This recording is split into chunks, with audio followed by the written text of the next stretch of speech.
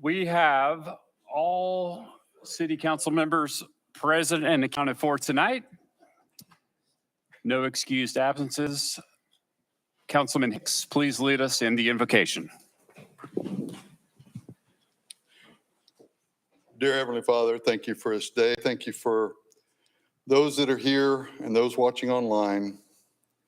Just pray that we make the decisions that are in best interest of our citizens and are pleasing to you, Lord. We need to continue to pray for our first responders, the police, the fire, the EMS. Pray for our military members that might be overseas or away from their families. And we just lift you up in prayer. And these things we pray. Amen. Amen. Mary Oaks, could you please bring your scout up to lead us in the Pledge of Allegiance? To the podium, please. Thank you. I pledge allegiance to the flag of the United States of America and to the republic for which it stands, one nation, under God, indivisible, with liberty and justice for all. Thank you very much.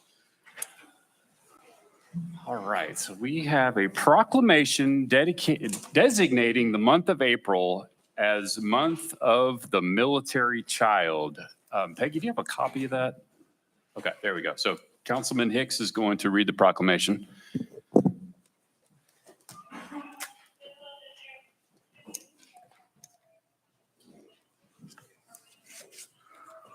Proclamation by the mayor of the city of Cibolo to all whom these present shall come.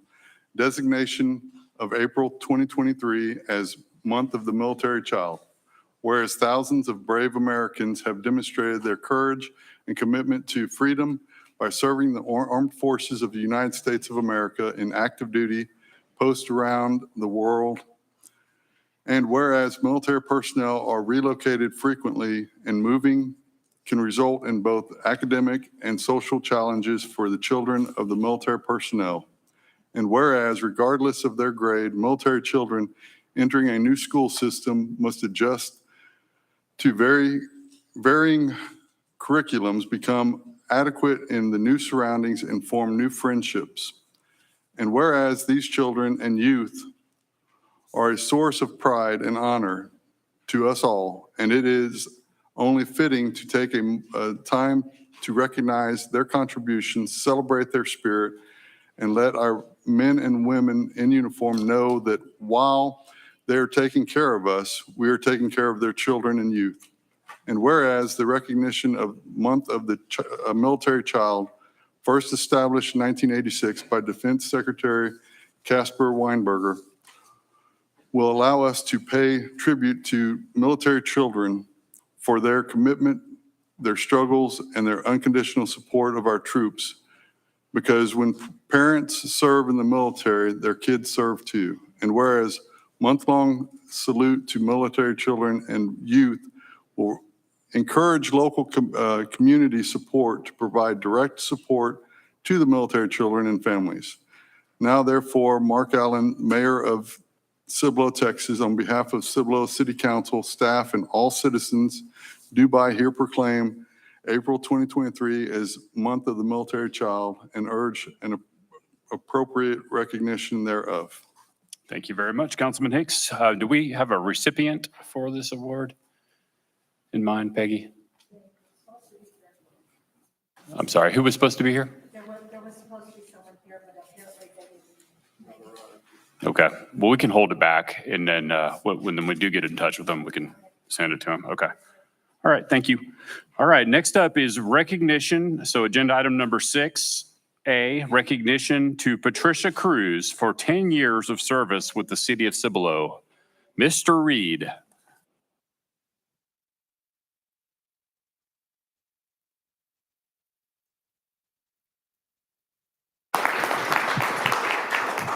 Thank you, Mayor and Council. I'll say it first. This is one of the best moments at a City Council meeting for me, and that is to recognize our workforce for years of service, and not just years of service, but their contributions to the vision and the purpose of their service area. So I will start off by asking Patricia Cruz to walk up to the front.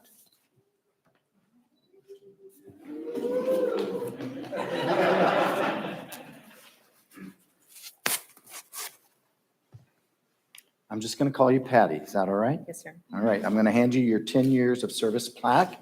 I'm going to hold on to the pen, but I'll hand this to you at the end. So Patty, what we do is we read a short letter to just recognize how we value you and your contributions to the organization. So let me begin. Dear Patricia Cruz, Patty, congratulations. On behalf of everyone at the City of Cibolo, I want to congratulate you on the 10th anniversary of your employment. You joined our organization on April 22nd, 2013 as records clerk and later assigned as the PD property room manager. This year signifies a milestone in your service, and we would like to celebrate your achievements with you today. We know that the growth and success of our departments is dependent on having devoted and capable team members such as you, and we want to recognize the contributions you have made in helping us achieve our goals. You are a valued team member of the police department. You have been instrumental in many projects, including keeping the evidence room orderly and secure. The importance of evidence management and security cannot be overstated. Proper evidence handling is the cornerstone of a good case, which eventually leads to successful prosecution of criminal cases. You have been involved in training officers in evidence processing, as well as implementing new resources for the department. You have been a team player not only within the City of Cibolo, but as well with our surrounding communities and law enforcement agencies. Your efforts in this area have led to a regional evidence technician support group encompassing personnel in 4 counties. Please know that you are an important member of our team, and your abilities and contributions will be an important part of our continued success. Our organization applauds you for your wonderful performance, and we are thrilled to present you with this 10-year service award. Thank you for your invaluable contribution, and I look forward to celebrating future successes together. Thank you very much. Thank you. Do you have anybody here that you want to have up here with us taking a picture? No? Your family? Oh, the family. Go down here or? Let's go up there, and we're going to have Chief and Brian also join us. Okay, sir, thank you.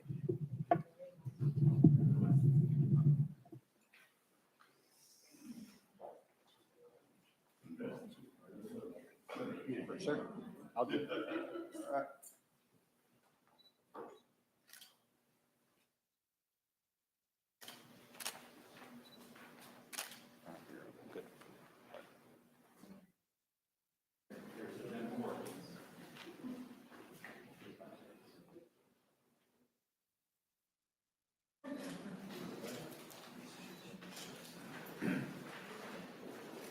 Okay, moving on to 6B, recognition to Lee Hines for 10 years of service with the City of Cibolo. Come on down, Lee.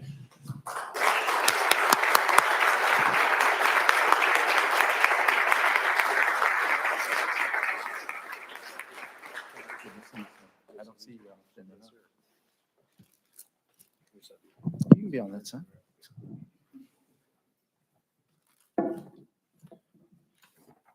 I'm going to call you Sergeant Hines, okay? All right. All right, same routine. I'm going to read a letter that's custom tailored to your contributions to the police department, to the City of Cibolo. Dear Lee Hines, congratulations. On behalf of everyone at the City of Cibolo, I want to congratulate you on the 10th anniversary of your employment. You joined our organization on April 15th, 2013 as a police officer. This year signifies a key milestone in your service, and we would like to celebrate your achievements with you today. We know that the growth and success of our departments is dependent on having devoted and capable team members such as you, and we want to recognize the contributions you have made in helping us achieve our goals. You're a valued team member of the police department. You have been instrumental in many areas of the department's success, including criminal investigations, patrol, and training. Before joining the department, you demonstrated your dedication to service for the community as an intern while enrolled in college for a degree in criminal justice. And that shows somebody with motivation. During your tenure with the department, you have served in various roles. These roles include patrol officer, detective, and field training officer.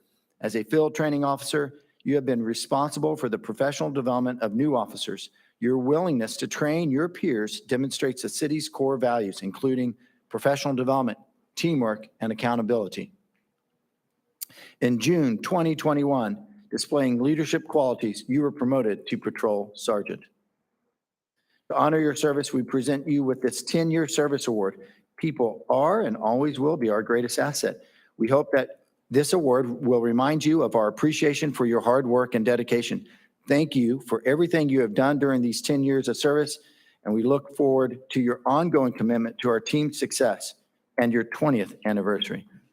I added that part. Sergeant, thank you.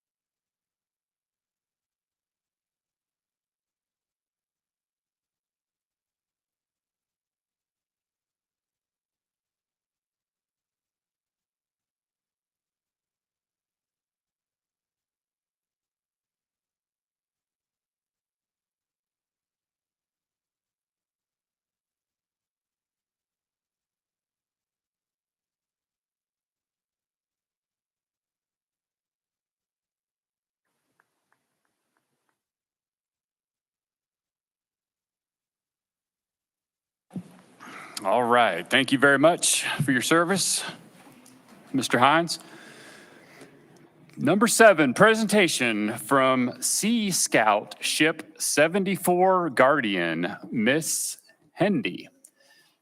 Come on up to the podium. Did we get the presentation? Okay. All right. So if you could cue that up, we'd appreciate it. So just give us a second while he brings your presentation up. And then if you want to, do we have a clicker for her? Okay, it works remote? Okay.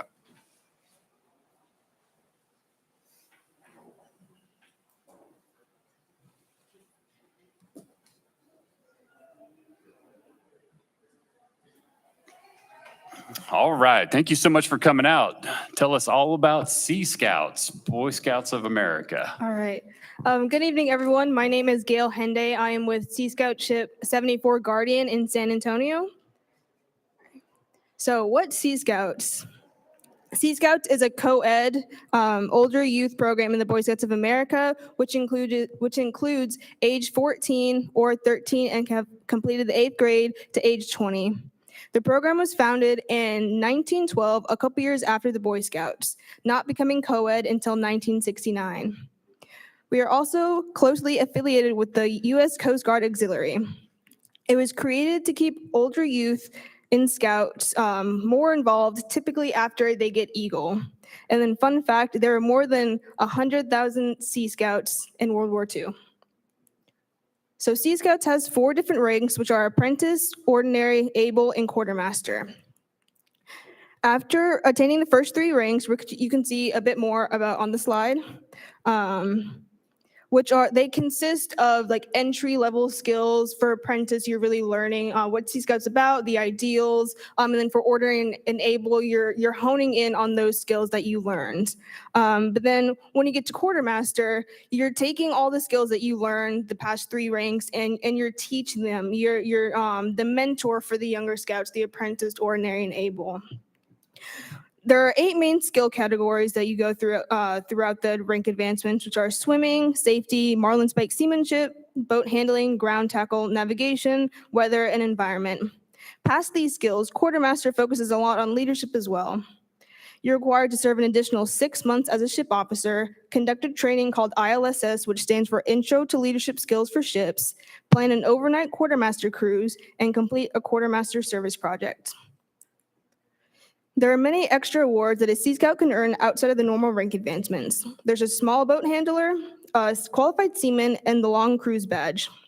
You are actually required to earn the long cruise badge for one of the rank requirements, but you are able to earn devices for each extra cruise completed.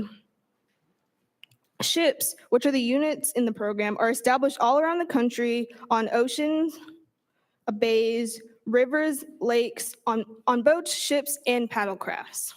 We focus on 4 different pillars. The first is seamanship. During our time in the program, we cruise and sail a lot, mastering the skills that we learn along with our fellow shipmates. The second pillar is scouting. Sea Scouts, like I said earlier, is a youth-led and adult-mentored program. The ships are led by the quarterdeck, which are the elected youth leaders who plan and conduct the program. The third pillar is service. We, like all programs in scouting, take service very seriously. Sea Scouts perform various kinds of service benefiting both the ships and the community. The fourth and final pillar is social. Sea Scouts provides many opportunities to share experiences with other young scouts who share common interests. We are able to make friends with local scouts around us and, if we're lucky, even scouts from across the nation and across the world. As a unit, Ship 74 does a lot of fun activities, one including sailing our boat, the CC Rider, which we have in the Corpus Christi Marina. We've recently staffed our council's council-wide campout and spent our spring break up at Camp Drake in Cold Spring, which is over by Houston, working on rank requirements. Sea Scout is a fun yet challenging program, and as I end my journey towards quartermaster, I would happily suggest that any scouts of age join. It is a great experience, and you learn so many skills and meet so many people. If anyone has any questions or knows anybody who might like to join the program, you can send us a message at ship74guardian@gmail.com. Thank you. Well, I just wanted to thank you very much for coming up here and giving us a presentation on Sea Scouts. I've heard, of course, of the Boy Scouts and the Cub Scouts and all the great things that happen through scouting. And I've never heard of Sea Scouts before. So this is a very informative presentation, and I want to commend you for getting into Sea Scouts and making this one of the things that you do with your time. Seems to be a lot of kids, of that age spend a little too much time on, apps on their phones or playing video games, but you're out there making a difference in the community. Just wanted to, let you know how much we appreciate that and the honor that goes along with that commitment that you're making. So thank you. Thank you. Mary Oaks, come on up. I just wanted to say one thing about Gail in particular. Gail is rapidly completing the third of 3 Pinnacle Awards that the Boy Scouts offered. She's already completed her Eagle and her Summit Award, and this makes 3.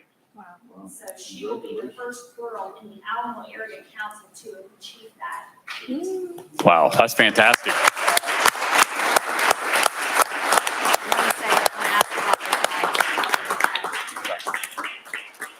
And don't leave yet. Councilwoman Cunningham has a few remarks. Hey, sorry to put you on the spot, but did you want to mention the flags?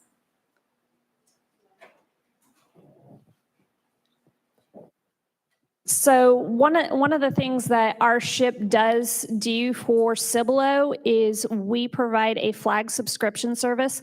This does 2 things. It really adds to the community's patriotic expression, as well as it helps fund that boat in Corpus Christi. Our boat is struggling right now. It does need a brand new engine, as all 40-plus-year-old boats do. But if you are interested in subscribing, the Scouts bring a flag out, fresh and beautiful, 7 times a year, plant it in your yard, and take it away a few days later so it can be cleaned and stored for the next holiday. So if you are interested, that email address is where you can find us, and we will send you a link and you can subscribe. And we serve most of San Antonio, but I will say that the greater share of our flags are planted in Cibolo. And we've got 80% of 717 some odd flags right here in Cibolo. Nice. Wow, that's And fantastic. They're not little flags. They are very tall flags that go near your curb. And they put like a little pipe in the ground so that they're not digging a hole every time. Yep. But they bring it out and it really is nice. A lot of people on my street have them now. And so when you drive down during those holidays, so it's really pretty. Yeah, it's so pretty. Yeah, they are 4x6 flags on a 10-foot pole. They are U.S. made flags, so they are made in America. If you have a problem with your flag and somebody needs to come out and mend it, we come out, we take it home, we get it mended, we bring it back. They are beautiful. If you want to see them, we will be putting them out for Flag Day in June in Cibolo Valley Ranch. It's a really hotbed for our flags. We've got about 50 in that neighborhood and Stonebrook alone. Mr. Reed, can we get a copy of this sent to us, the copy of this presentation? Ms. Simics is nodding her head. She has it. She will forward that to council. Thank you. Any other questions? Thank you so much. I appreciate it, Thank you Mary. for your time. Appreciate it. Thank you. All right. Next up, we have citizens to be heard, and we have a special celebrity guest here tonight, Mr. Stosh Boyle. Come on up to the microphone, if you would. Grace us with your presence. Thank you, sir. Good to see you. Good to see you, Mayor Allen. Been a whole 24 hours. Thank you, Mayor and Council, for allowing me to speak here tonight. I wanted to bring up a few, Stosh Boyle, 213, still at Turnberry Drive, I'm sorry, I forgot. A couple items that are coming up in the community. We have on April 28th and 29th, we have our 9th annual barbecue cook-off. That's going to be in the Santikos parking lot. We're still looking for vendors and sponsors, or you can just come out and enjoy the festivities. We have a solid day planned the entire day of the 29th. That's a Saturday. And if you go onto our website at CiboloBBQCookoff.org, we have a lineup there. If that doesn't tickle your fancy, the next day on April the 30th, the FFA is hosting their scholarship golf tournament at Olympia Hills. It's at 8 o'clock. Teams of 4, $125 per person, which is a steal. And if you've never won a golf tournament before, there's your chance, because there's probably only going to be about 10 teams or so. And if you don't get enough golfing in, on Tuesday, May 2nd, the Tri-County Chamber is going to have their annual golf tournament. And there's several openings available, and you can register at the Tri-County Chamber of Commerce website. Also, the Tri-County Chamber is hosting a Networking 101 presentation on June 27th at 11:45 to 1 p.m. It's hosted by New York Life, a location to be disclosed at a later date. And the parking spots for the Purple Heart, we have the 2, and it was a very nice gesture, and I think it went over very well. But I think if we put our heads together and come up with some other way to honor our veterans where they get utilized a little bit more, especially the ones that really need those parking spots, I think we can come up with something for that. Also, it sure would be nice to have buffaloes stamped into all the crosswalks throughout the city, just a suggestion. Also, it would be nice to have an unidentified flying objects sign at our disc golf course at Slaughter Park. Also, if we're doing our renovations for the city hall, it would be a good time to pressure wash our roof, trim our trees, and clean our gutters. That will extend the life cycle of our metal roof that's above us, and it's hitting pretty close to 20 years. So it's about at the end of its life cycle. So now is when you want to take special care and maintenance to it. So that's all I have. Thank you very much, Stosh. And before you leave, I think Councilman Hicks has a question for you. Well, but also real quick, Mr. Reed, did you get some of these notes taken down, if you don't mind? I know we've talked about the crosswalks. Yes, sir. Okay. All the comments by Mr. Stosh will be recorded. Perfect. Thank you, sir. I do have, I've talked, I know that you and I talked before you left office about possibly leaving the Purple Heart, but adding, military, a sign under it that says military personnel of some sort. It's where it does get utilized more than just a Purple Heart, so. Yeah, we were just up in Austin talking about honoring our veterans, and it sure would be great to continue that. Right. That's a great tradition to keep. Thanks.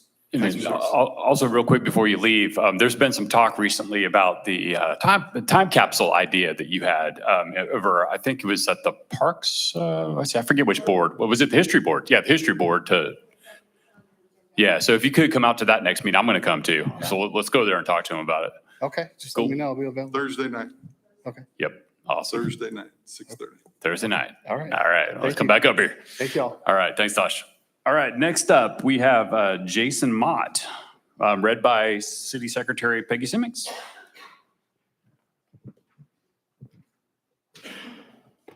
My name is Jason Mott, and I am the owner of a property at Mott's Parkway.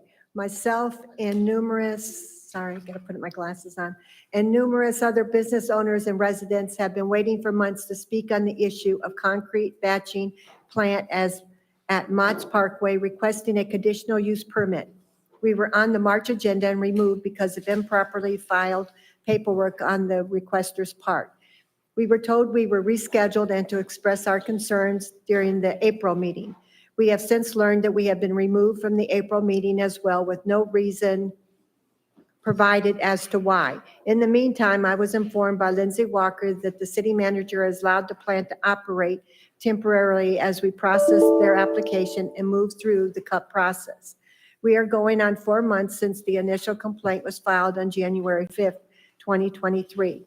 We are growing increasingly concerned that we are not being placed on the agenda, while businesses and residents are continuing to have to deal with numerous negative consequences of having a concrete batching plant up and running. We sincerely hope that we will be placed on the May agenda so our voices and concerns can finally be heard. Regards, Jason Mott. Thank you, Peggy. Next up, Jeff McLaughlin.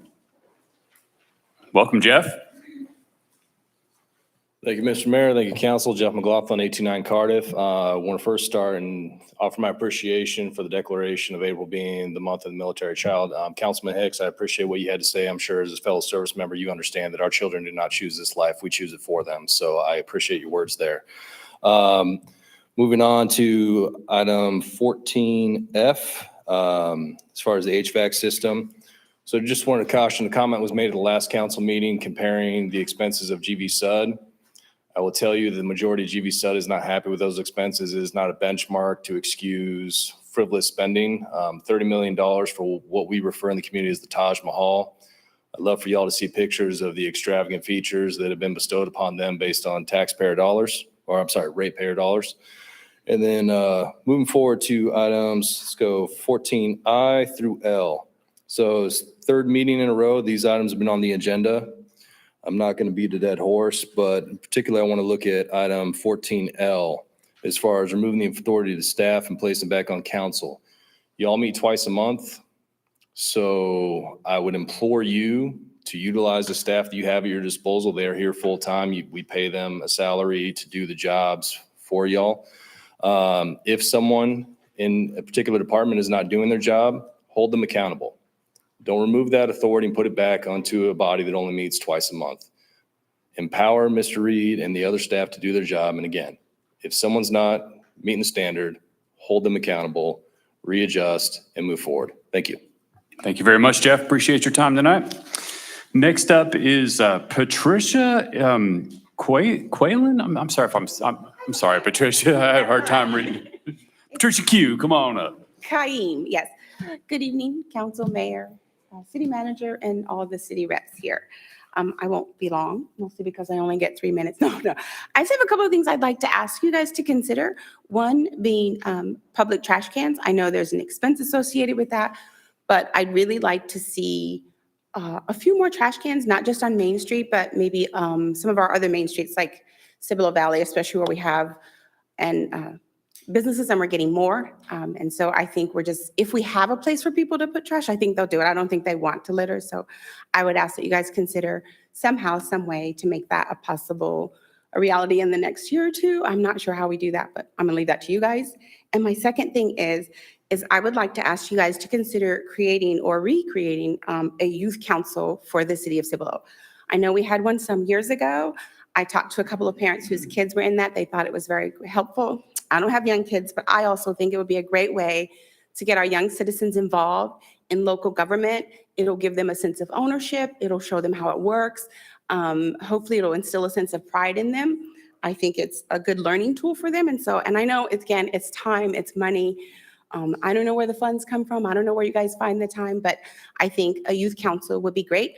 They can not only see how you guys function, but they can also see how Parks and Zoning, EDC, Charter Review, all those other commissions and corporations, how they all act together and how those entities come together for the good of the city. I'd love to see another one reinstated so that the youth that we have now can be introduced and get an appreciation for local government and, maybe become local citizens in the government.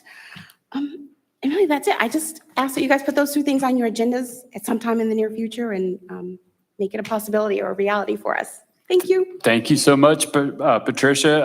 And so just to answer factual, based upon what you're asking for. So we have taken a look at adding some public trash cans in the downtown Cibolo area to, excuse me, to help, reduce the amount of, beverage cans that end up over there in the public parking lots. That's on our to-do list. And Councilwoman Cunningham just told me that she's going to be putting the youth council back onto a upcoming city council agenda. So it is something we're taking a look at to kickstart or to, what do you call it, reboot that program. So yeah, we think it's a cool idea.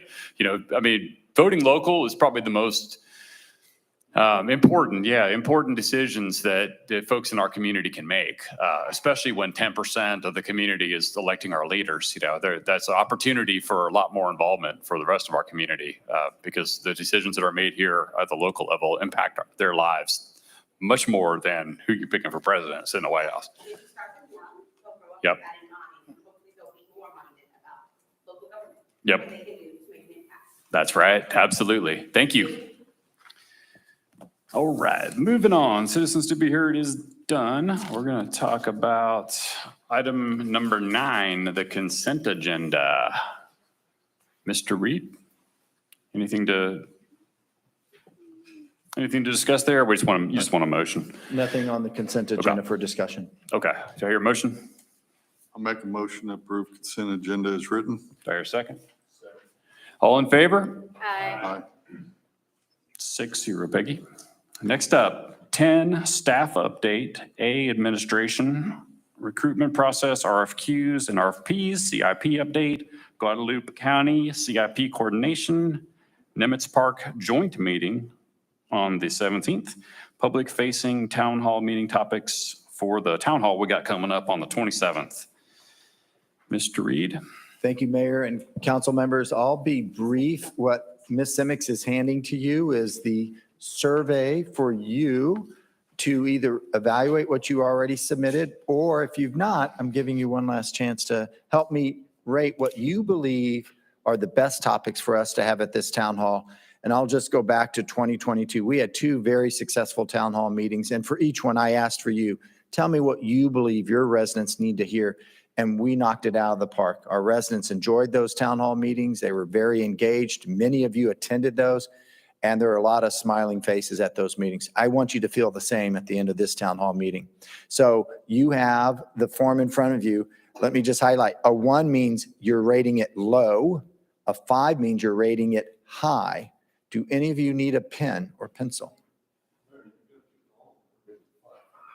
Yeah, Do- no. does anybody Well, need because a there's more than pen or 5, so I pencil? didn't know what to do. Sorry. So I'm just reminding you, you can change your scores that you've submitted, or please write down scores that you would like. Yeah. And then we're going to tabulate that, and I'm going to know which ones are the best ones to put. And remember, we have 8 tables that we put in this room. We put 2 topics a table, so we found that it's worked really well so far. Yeah, the only thing I would suggest, Mr. Reed, is what we were talking about in the CIP meeting about an hour ago, as far as the trail system map, because maybe we could throw that under the new website launch. Could You know. could you just write that down at the bottom? Because Yes, sir. there were a couple of suggestions. We'll do that. Okay. We could just put that on a poster board. It's not even a table topic per se. So Right. again, Okay. we've been able to have table topics, and other topics that council wanted became handouts that we just made sure people could pick up. Thank you, Mr. Reed. Well, If you don't mind, other than y'all saying stuff, I'm going to be quiet and give you Like, a few as far minutes. as comprehensive plan, I think that's one that we need to bring out where the public knows that we're going to be going and asking for their input. So that would be a good one to have at the town hall meeting. Yes, sir. It's where they know that, hey, you've got something, you can mention it here, but then again, what we're doing is letting them know, we got town hall meeting here, but we're going to be having town hall meetings for the comprehensive plan. Absolutely. So And then there was also an email that went out today, I believe, where Mr. Gurman from the county was interested in coming out and speak. So I wrote on mine right now, like a representative from the county, whether it's him or someone else, if we have space, then that would be something good to either add for this meeting or the next. Okay. Also, I know we talked a little bit, well, Councilman Hicks and I went to the Parks and Rec meeting most recently, and we talked about the BRICS program. And since then, we've had a ton of people reach out to us, on social media saying, hey, I want a BRIC too, And so when that happens, we don't necessarily, have that organized. And so I'd like to see if we can come up with a way that we can centralize that and then give everybody a contact who they need to contact in order to reserve their BRICS.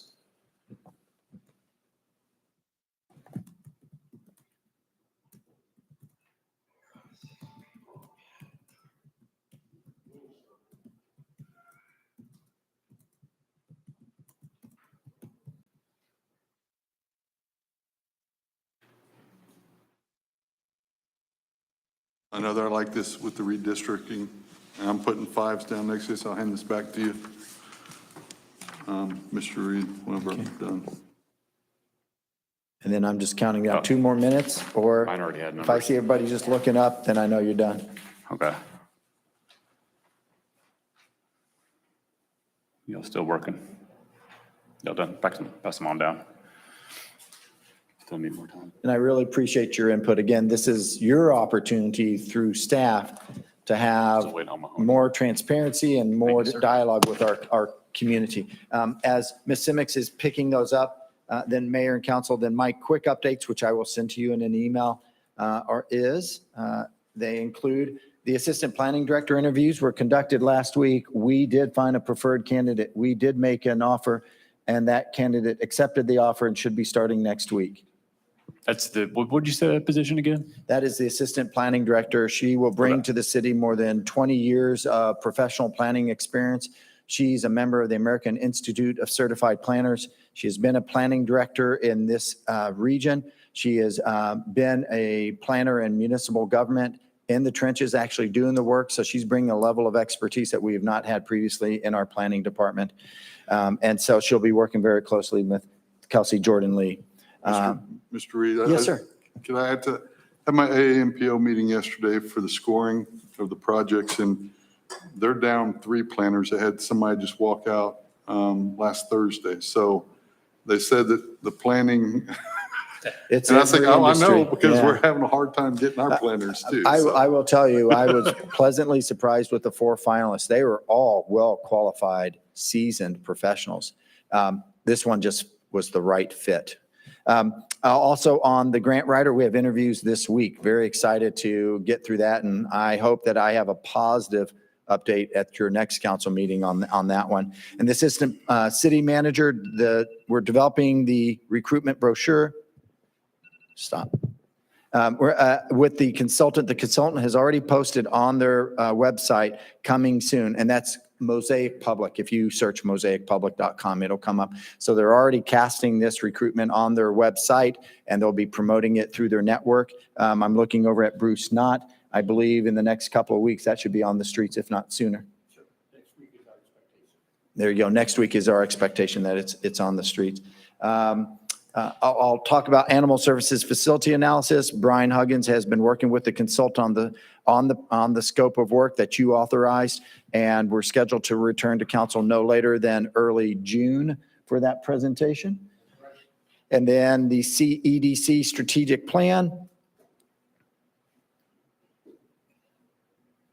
The EDC committee is making a recommendation at next week's meeting. It will then come to you, City Council, at the first meeting in May for their strategic plan. And the same goes for the I-10 corridor plan. So we remain on schedule with those two very important projects. And then the public safety facility, the council members on the CIP subcommittee have already heard this, but for all of you, Brian Huggins, I need to change that in my writing here. Chief Troncoso and Elvin Hernandez have been working to bring a presentation to council at your first meeting in May. And this will provide a good, better, best options. They've looked at other cities. They've gone back to RVK Architects, which did our Fire Station 3, and they're taking that footprint to reflect a good facility, a better facility that you add on to, and a best facility, as well as other components that would fit on our 3.5 acre site. So I'm excited for you all to get that. The purpose of that presentation will be for you to give us direction on a scope of work that we will then put into a design RFQ for us to hire a design team to bring to you a set of plans that we can then put out to bid. CIP update, CVD remains on schedule, on budget. Hakerville Road and the bridge project at Town Creek Drainage Phase 2 remains on schedule and within budget. In fact, starting next week, they will be laying the concrete deck. 2 weeks out, they will be laying the concrete deck on the bridge, and I'll get from Mr. Foose the tonnage of concrete and the amount of rebar that's in that deck, and it's just fascinating how much is going into that. But very excited to see that project remain on schedule. And then the Public Works facility expansion remains on schedule. They delivered metal frame components and metal roof components. They're sitting on site. The contractor will begin erecting the metal frame next week. And then I have shared with the council CIP subcommittee members that I've been in communication with the county elected officials to seek their consideration to work with the city on certain roads that cross our jurisdictional boundaries. These roads are part of our 9 other roads that council has prioritized, and I'll continue to seek their cooperation so that we don't just improve a road in our city limits and then you get to a county unincorporated area and it's unimproved. We'd really like to see one continuous road improvement. More news to come on that. Like Dolly. That would be Yeah. Dean Road, Lower Yeah. Seguin Road, and Bolton Road.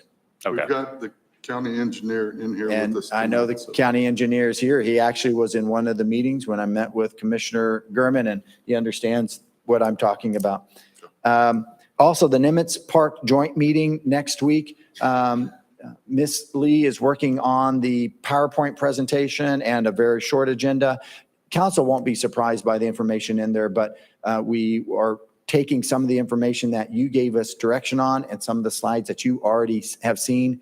We need to present that to this subcommittee that is comprised of your EDC, the 3 members from this body, as well as from our Parks Commission. And we're going to be seeking direction from that subcommittee on that project. So you will get a packet this week. It'll be comprised of a PowerPoint and a very short agenda.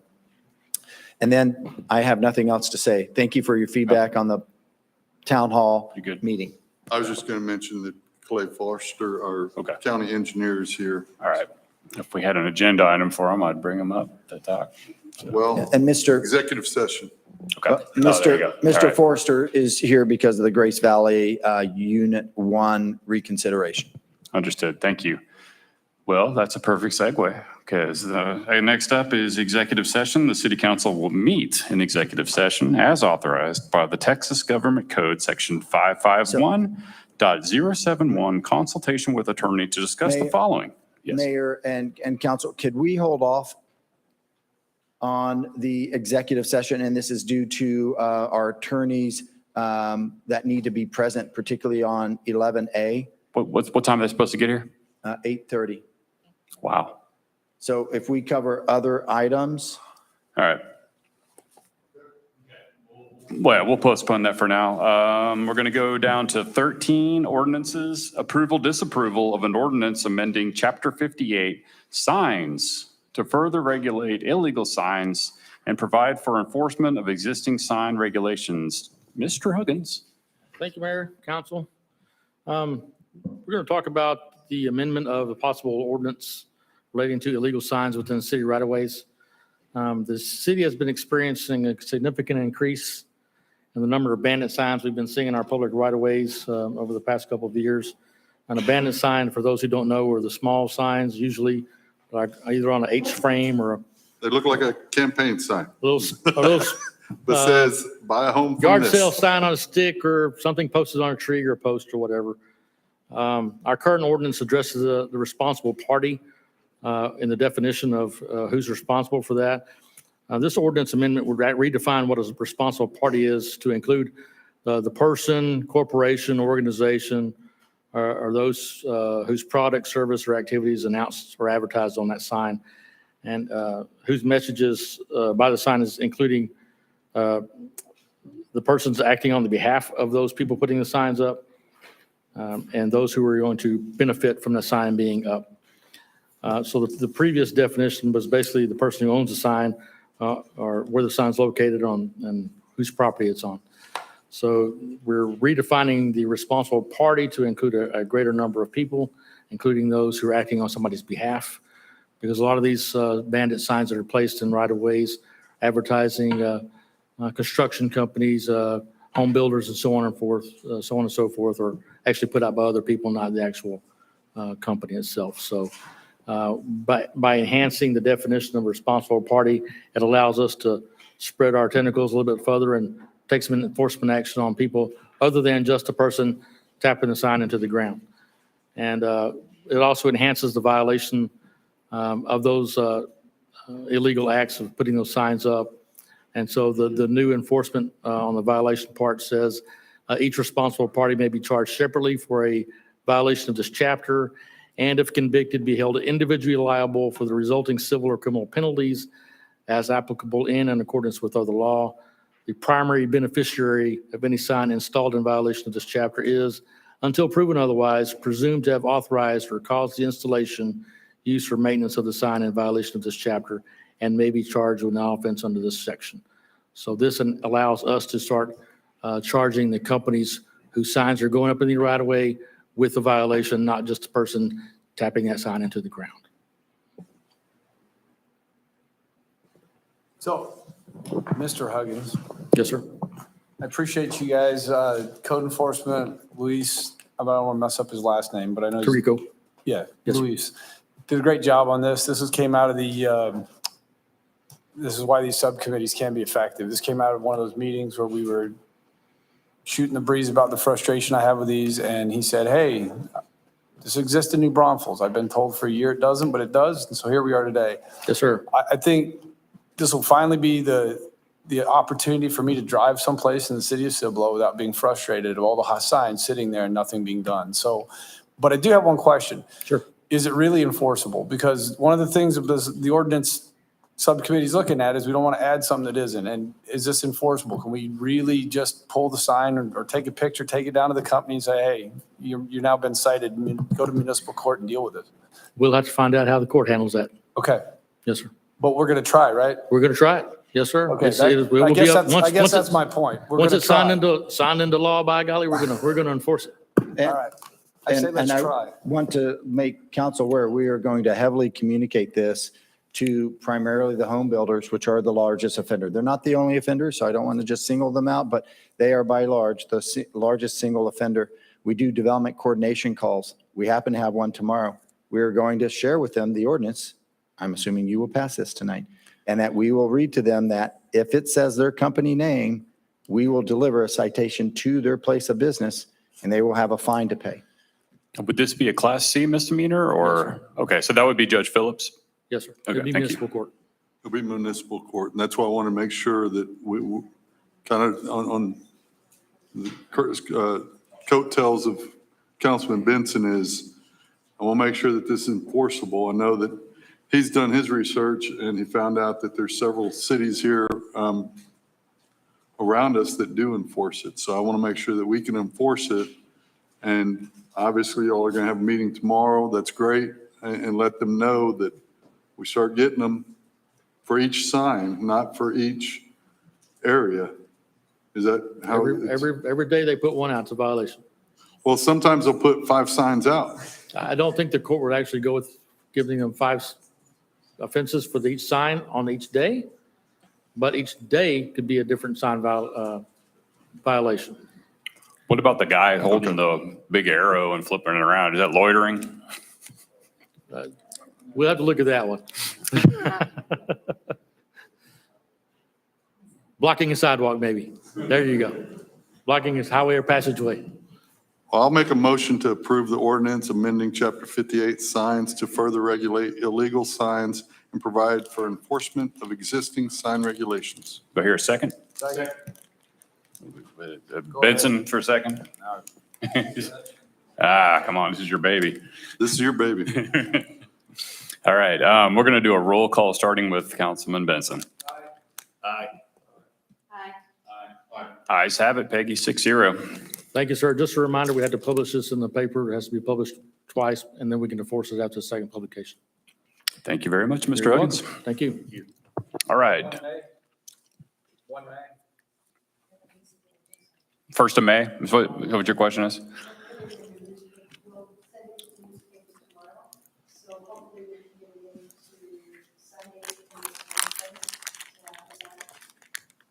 One day we'd definitely be on. Very good. Thanks again. Next up, 14, discussion action A, presentation on the YMCA partnership. Mr. Craighead, welcome, sir. How you doing tonight? I am great. Good evening, Mayor and Council. Can I have that? It's my pleasure to make this presentation tonight, all 52 slides, which I know we're all thrilled. That's fantastic. Along with representation from the YMCA, we have Doug and Abby and Frank, who's going to help participate in this towards the end of this presentation. This is informational. It's a discussion item. If you have any questions, feel free to interrupt and ask those along the way. But I would say I believe a lot of questions will be answered as we move along in this presentation over the partnership between the city of Cibolo and the YMCA concerning the sports complex, community center, and the Miracle League baseball field.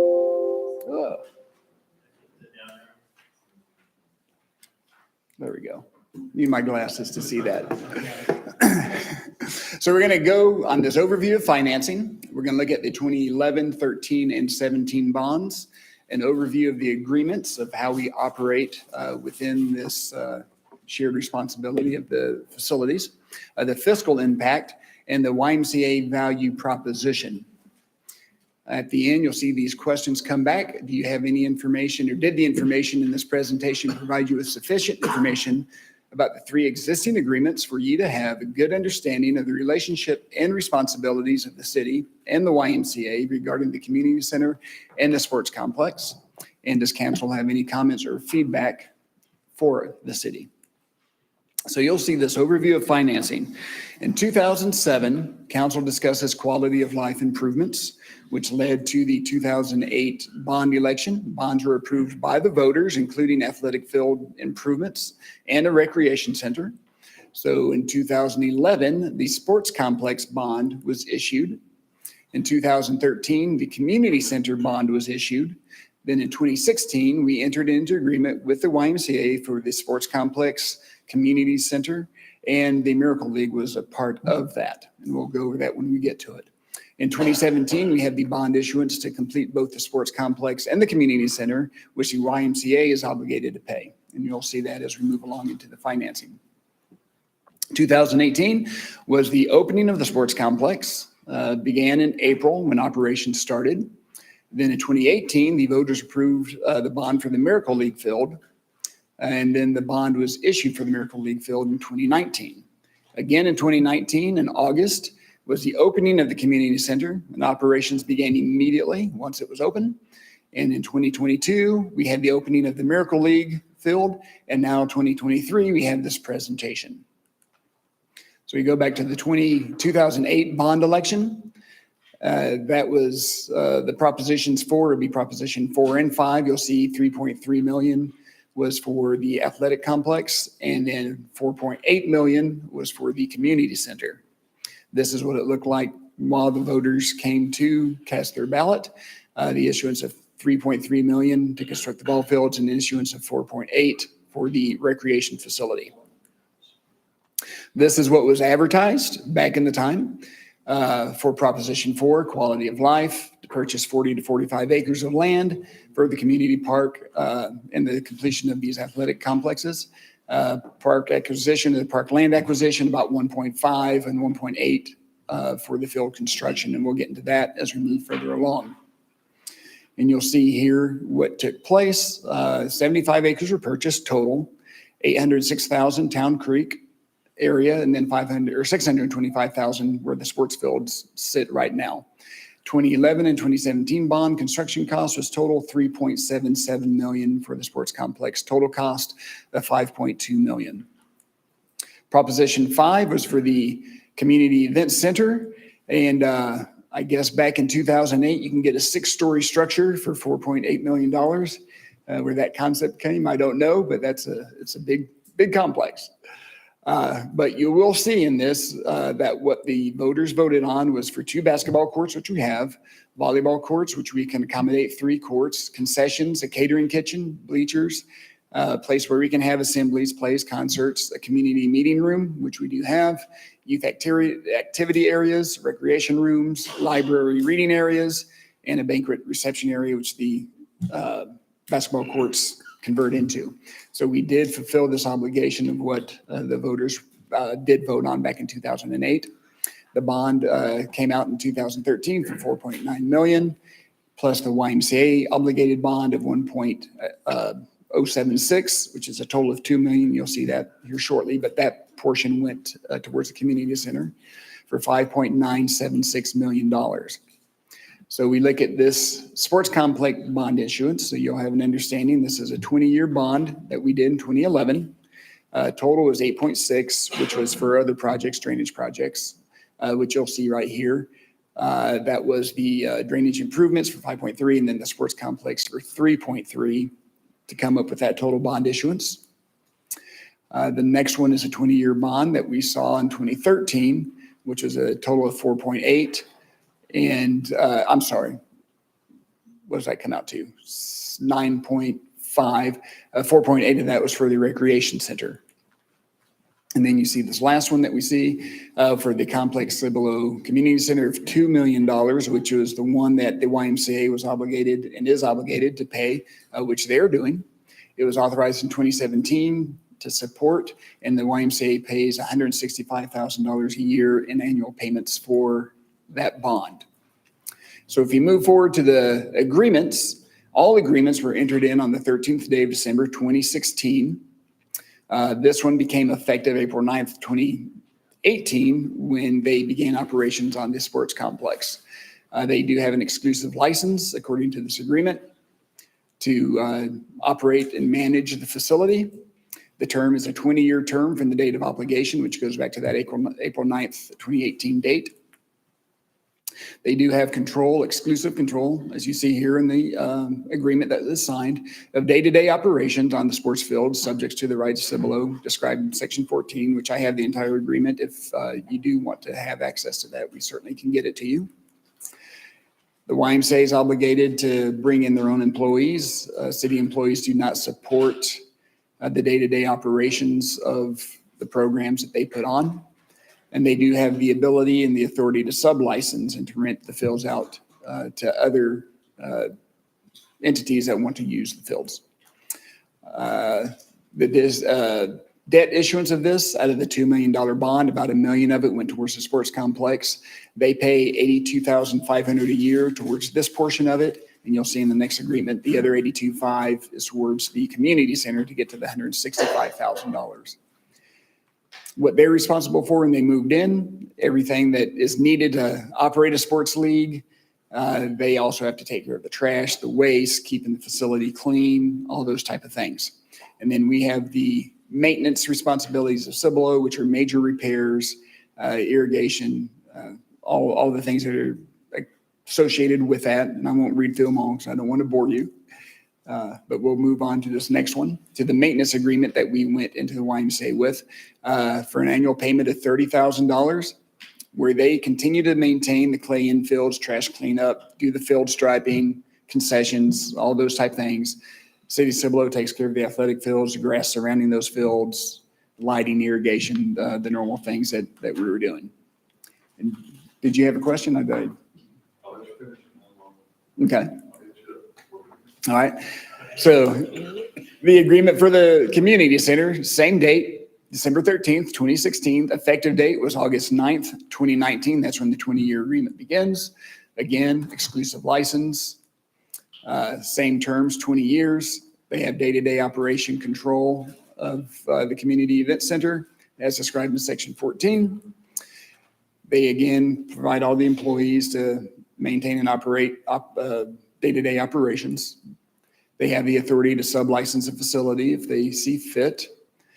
And then what we see is they have the other million of that $2 million bond that goes towards this, of which they pay $82,500 a year to the total of $165,000 that they're obligated to pay. And on this portion, you'll see what they supply here comes out to be a lot more money than what's supplied at the sports complex. All equipment, furniture, supplies, everything that they need to make it operate was on their dime.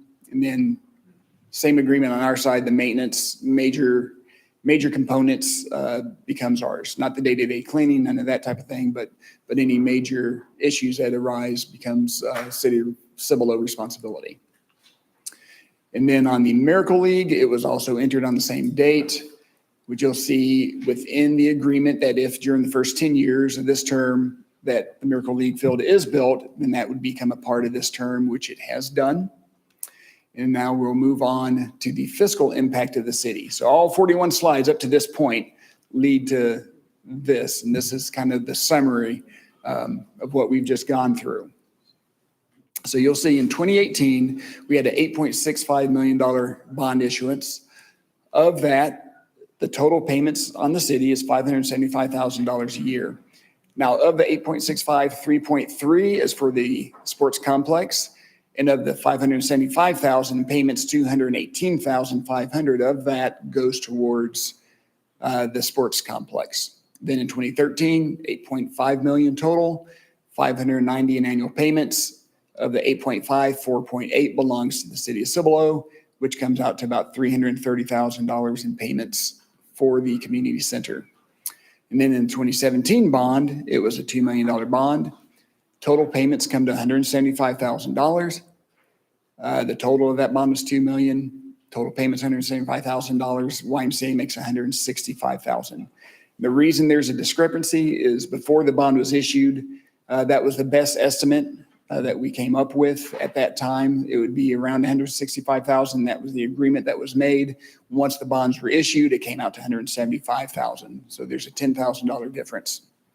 You'll see over the total of the life of the bonds for the sports complex and community center, we are paying $13,603,000. Of that, $2.475 million the YMCA is paying. And that's summarized in this slide. Of that total, $13,603,000, the city of Cibolo is paying a total of $11.128 million, and the YMCA is paying $2.475 million to get to that total. The fiscal impact on the YMCA during the startup, exercise equipment, they spent $238,000. Marketing, signage, all the things associated with opening a new facility, they spent $75,000. Now they have an approximate cost of $62,000 a year on replacement, as they have a 4-year replacement for cardio, 5 to 7 year on strength. So they average it out to about $62,000 a year. They pay $165,000 annually to the city of Cibolo for the bond, and they pay $30,000 in the maintenance agreement to us. The fiscal impact on the YMCA, their annual operating costs. This year, the budget is $881,000 for the community center and $256,000 for the sports complex. You see that any additional capital expenses isn't a part of this. If they have something goes out, they got to, like in the parentheses, refinishing floor gyms, doing repairs on the walls like they recently did. That's not part of this budget. That comes from the Greater San Antonio YMCA. In 2022, it cost them $257,000, or they made $257,000 in revenue, spent $256,000, and made a profit of $886 on the sports complex. And then at the community center, total revenue is $681,000. Total expenses was $763 for a loss of $82,000. That moves us into this year for what's projected revenue of $810,000. And you can see where their revenue sources come from membership, program fees, contributions, and then miscellaneous revenues. And then their community center expenses is projected at $881,000 for a loss of $71,000. And for the value proposition portion, I believe, Doug, are you going to come up and speak towards this? And then we'll be ready to field any questions afterwards. Good evening, Mayor and Council. My name is Doug Davey, and I serve as our Chief Operating Officer for the YMCA of Greater San Antonio, which includes our great YMCA here in Cibolo. So I was asked to help share the value proposition that the YMCA brings to this, as well as the impact that this has on the community.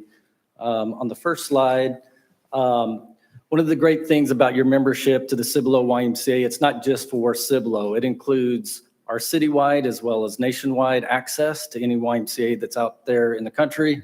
I was recently talking to a member, and she said that when she travels, she specifically she books a hotel near a YMCA because anywhere she goes, she can be part of the YMCA. One of the other values is our YMCA virtual access. This came in great for us when we closed during COVID.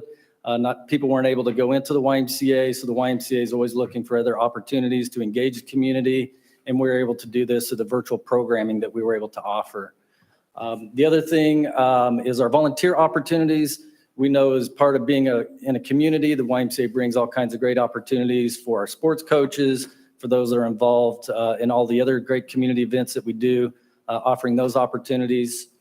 Also the pricing benefits. If you're a member of the Cibolo YMCA, that gives you preferred pricing on all of your sports programs, after school camp, and all those programs that are part of that membership.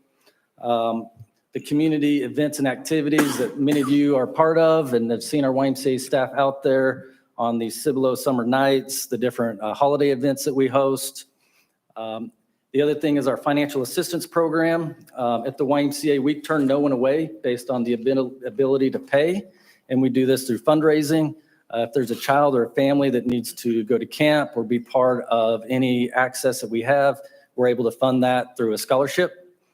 The other great thing about the YMCA is the mobilization of our staff and volunteers. Another good example is we have over 1,500 staff in our association, and that's our pipeline of staff who are able to go up with the YMCA system. When we came back from COVID, we were able to use shared staff to reopen all of our facilities. So that's just another great asset of being part of an association. Of course, access to any of our other community-based programs that we have staff trained in things like diabetes prevention programs, healthy living classes. Because there is a shared resource, we can bring those resources into this community that are trained staff in these other programs. Of course, we have the operational expertise. We have 11 other facilities in the San Antonio, Schertz, New Braunfels, and the Bernie area. This is something that we do every day. We feel that's something we bring to the table. We're able to get partnership and funding opportunities, being a nonprofit that maybe a city might not have access to. We're able to apply for grants based on that nonprofit status. And then, of course, we're always going to reinvest in our facility and our equipment on an ongoing basis. And then the last slide, just real quickly, this just kind of demonstrates the YMCA. It's more than just a gym or a rec center. These are just a few bubbles that highlight over 2,000 kids participated in our YMCA sports program here in the Cibolo area. Over 80 volunteers participate in the different events through our local businesses and church partnerships. 202 youth in our summer camp programs, and over 3,000 individuals that are impacted through the membership and the programs that we're able to provide. And then, of course, lastly, as I mentioned, the scholarships that we raise that go right back into this community to help those families belong to the Y and the programs that we offer. Thank you for your time, and hopefully we were able to give you a brief synopsis of what the YMCA brings, and I guess it's open now for questions for myself or Kelly. Councilman Hicks, you now have the floor. Thank you, Mayor. I had some issues with this at first, and I'd like to start off by saying y'all have been a good partner, okay? However, as you can see, we went out for bonds after bonds after bonds. I'm talking $26 million in bonds. And you've got to become a member of the Y to be able to utilize what these citizens are paying back. The citizens are the ones who are paying this back. And they have to become a member. And, you know, some of these families, I mean, I don't know, the last time I looked, it was like $100, $180 for my family to become a member of the Y. And I understand, you know, the citywide, the nationwide membership and all that. However, you've got these citizens that are got it coming out of their taxes every year to pay these bonds back. But the only way that they can utilize these fields over here is to become a member. The only way they can use those basketball courts is to become a member. And I understand, you know, y'all have y'all's leagues, and y'all's leagues are more of a teaching and a learning league. We've got a lot of competitive. I know because I've had my son, who's 27 now, played select ball. I don't know if you're aware of what select ball is, but it's a very competitive. It's not a, you know, we go and we have fun, but, you know, we've got a lot of teams out there that are competitive players that want to play at that next level, not just teaching and learning. I understand you've got to have that. And BVY usually does that, and their teaching and learning is usually in the fall, and the spring is whenever we've got our regular baseball and softball going on. I just have a hard time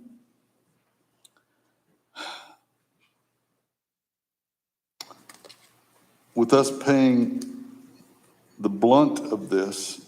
And I understand, I see this and I read it and I understand it, but we're paying the blunt of this, and yet you got to become a member. And that isn't always the case that every citizen can go and become a member.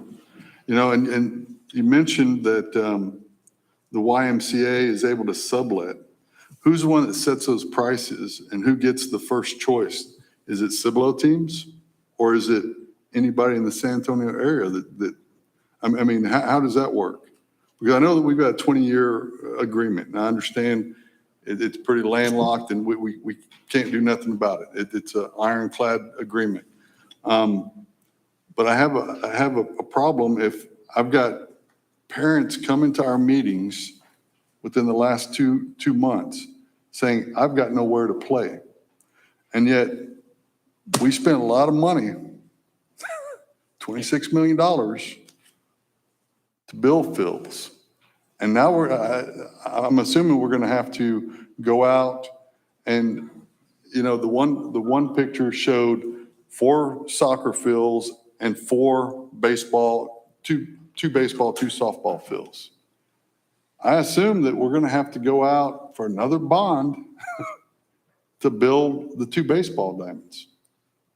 Because if y'all are losing money, y'all can't come up and afford to build those. I mean, what it's showing is y'all are losing money. Almost just under, you know, $75,000 a year or more.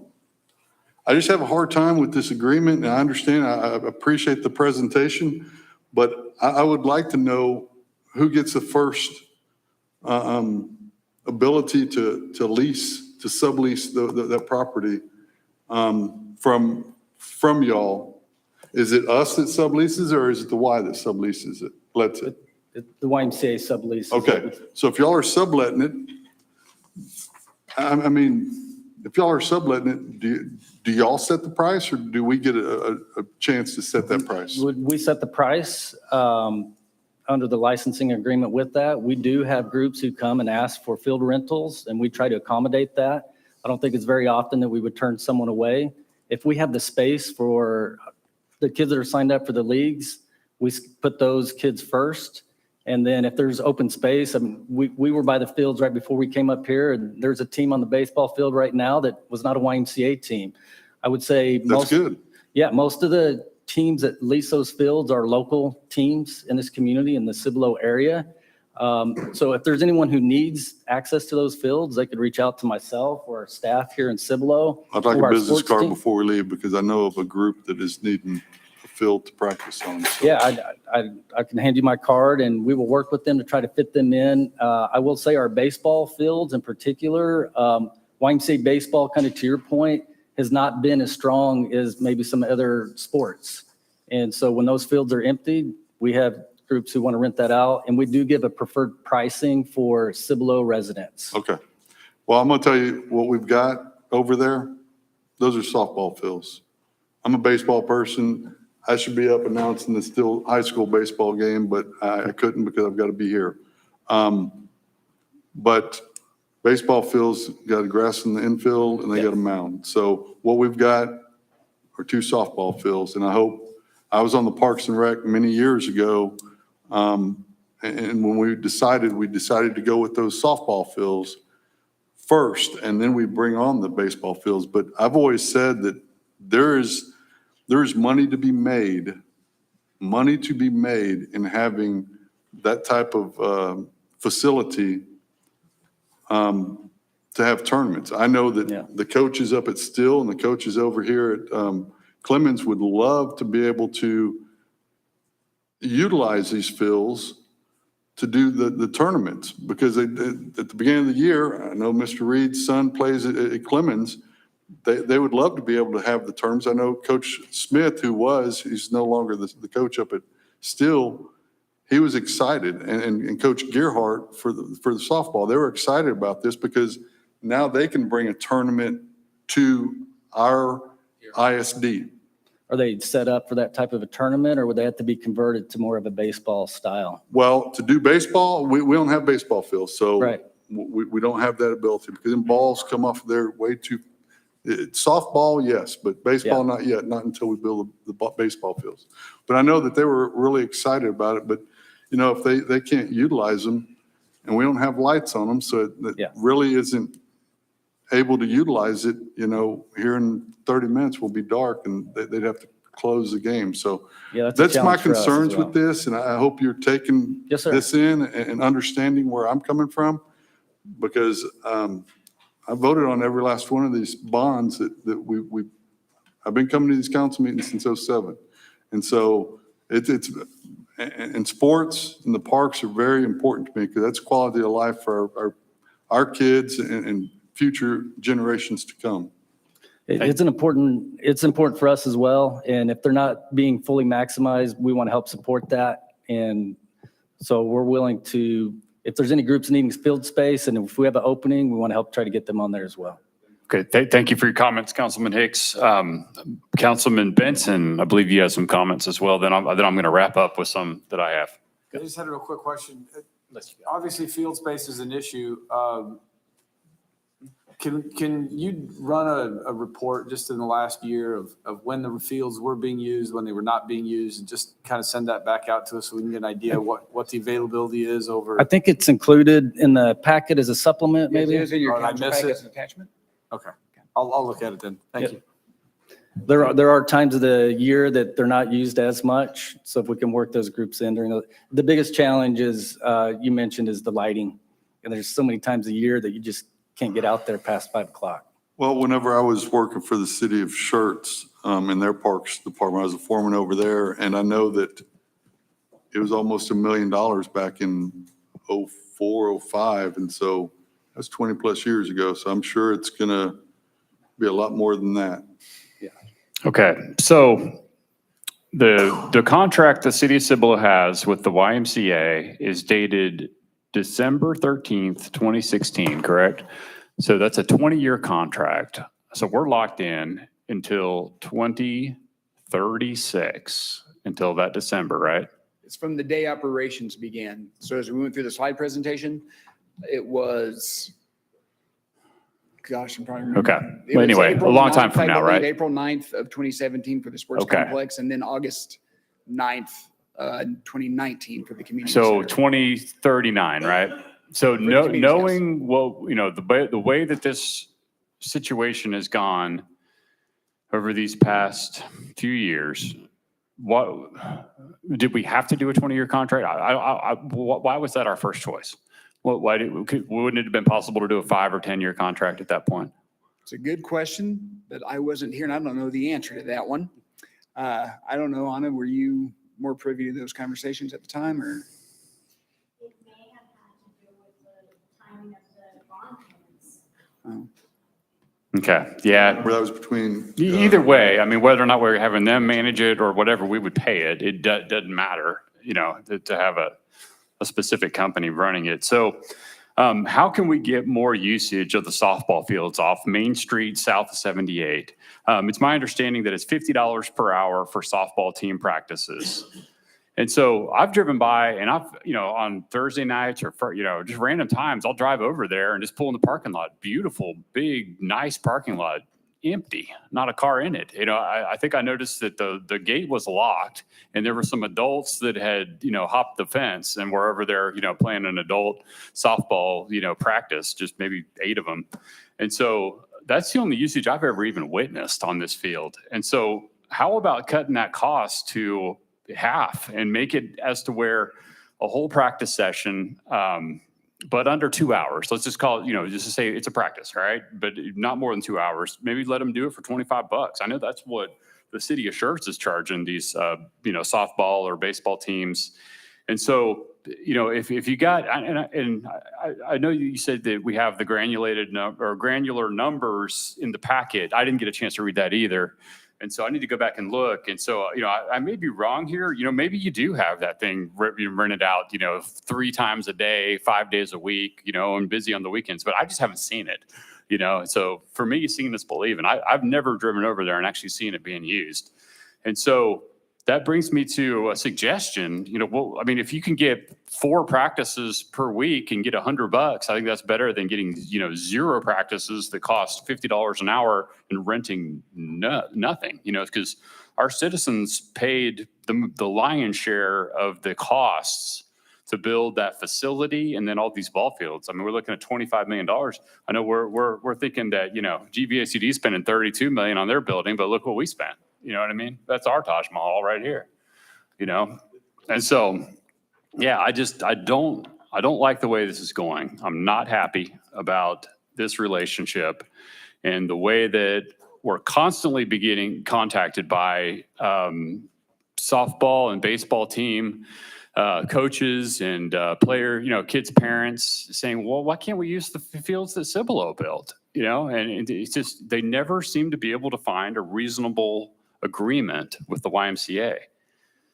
And so what can you do to improve that? I mean, first, when you said the pricing, we do offer it $35 an hour. So that is priority for the Cibolo residents. But if there's something else that we could do better, I mean, we want the fields used as well. So if we can get you connected with our staff to more directly, I mean, we have skin in the game in this as well. So we need the revenue to help to make this financial offset as well for us. So we're not trying to prevent groups from being on these fields. So if there's a better streamline, we could work better to try to get more people on those fields. But I don't think it's out of the YMCA not wanting other groups using those fields. As I mentioned, baseball, softball is not our largest program by any means. And if there's a need for that, we would be happy to work with the council and the staff to find better ways to get other groups out on those fields. Okay, so if no one's buying at 50 and, no one's buying at 35, I think we just need to find that equilibrium as to where, people will come and rent the fields and you're still making, enough money to cover your costs. I know you're not a for-profit organization, but yeah, I know your end goal is to break even. Councilman Benson. Yeah, real quick, I still have the numbers. This is not exactly what I was looking for, but I think I can make the point I'm still looking at and trying to make. So in the winter, January through March for soccer, you had 93 participants taking up the soccer fields from 5 to 7 PM, Monday through Friday, and Saturdays 8 to 2. My question is, of 93 participants, what does that mean? Is that 93 individual kids? That Yeah, 93 that's- teams? Winter League is a very small league. That's probably like 9 teams. So not very many people are playing soccer in January, February, and March. It's mostly a spring and fall sport. Okay, so clearly you have, or probably you have field capacity in the winter, should there be a team that wants to play. I mean, that's when the high school season's going on, so there may not be any select teams or anything playing then, but then let's look further down here at some of these other things. So 67 participants from March through May in baseball. I know you've said that that's not, but 67 participants is, you know, you got to have 10 on a team probably, right? Because there's 9 positions and you got to have, I'm thinking one sub, right? So that's like 5, 6 teams, right? I'm not disagreeing with your point on that. So I mean, it just seems to be, we've got to work on this because we've got too many people coming here where we have no parks capacity, looking for field space. And I got 67 members of the Y who's got the baseball field either locked down or unapproachable to make it work for them. So if we could get the Parks Department to kind of work with this and try to figure out a way to get this to mesh, because I mean, I can see your soccer fields are obviously busy during the spring when everybody else is trying to play, but some of this stuff, you know, we might be able to turn some baseball fields into soccer fields. That's not completely unheard of in the outfield. You could probably make a couple of good soccer fields. So I mean, there's something we can do, but it just doesn't seem like we're using these fields near enough to what they need to be used. I'd like to see the grass worn out, to be honest with you. Yep, all right. Councilman Hetzel.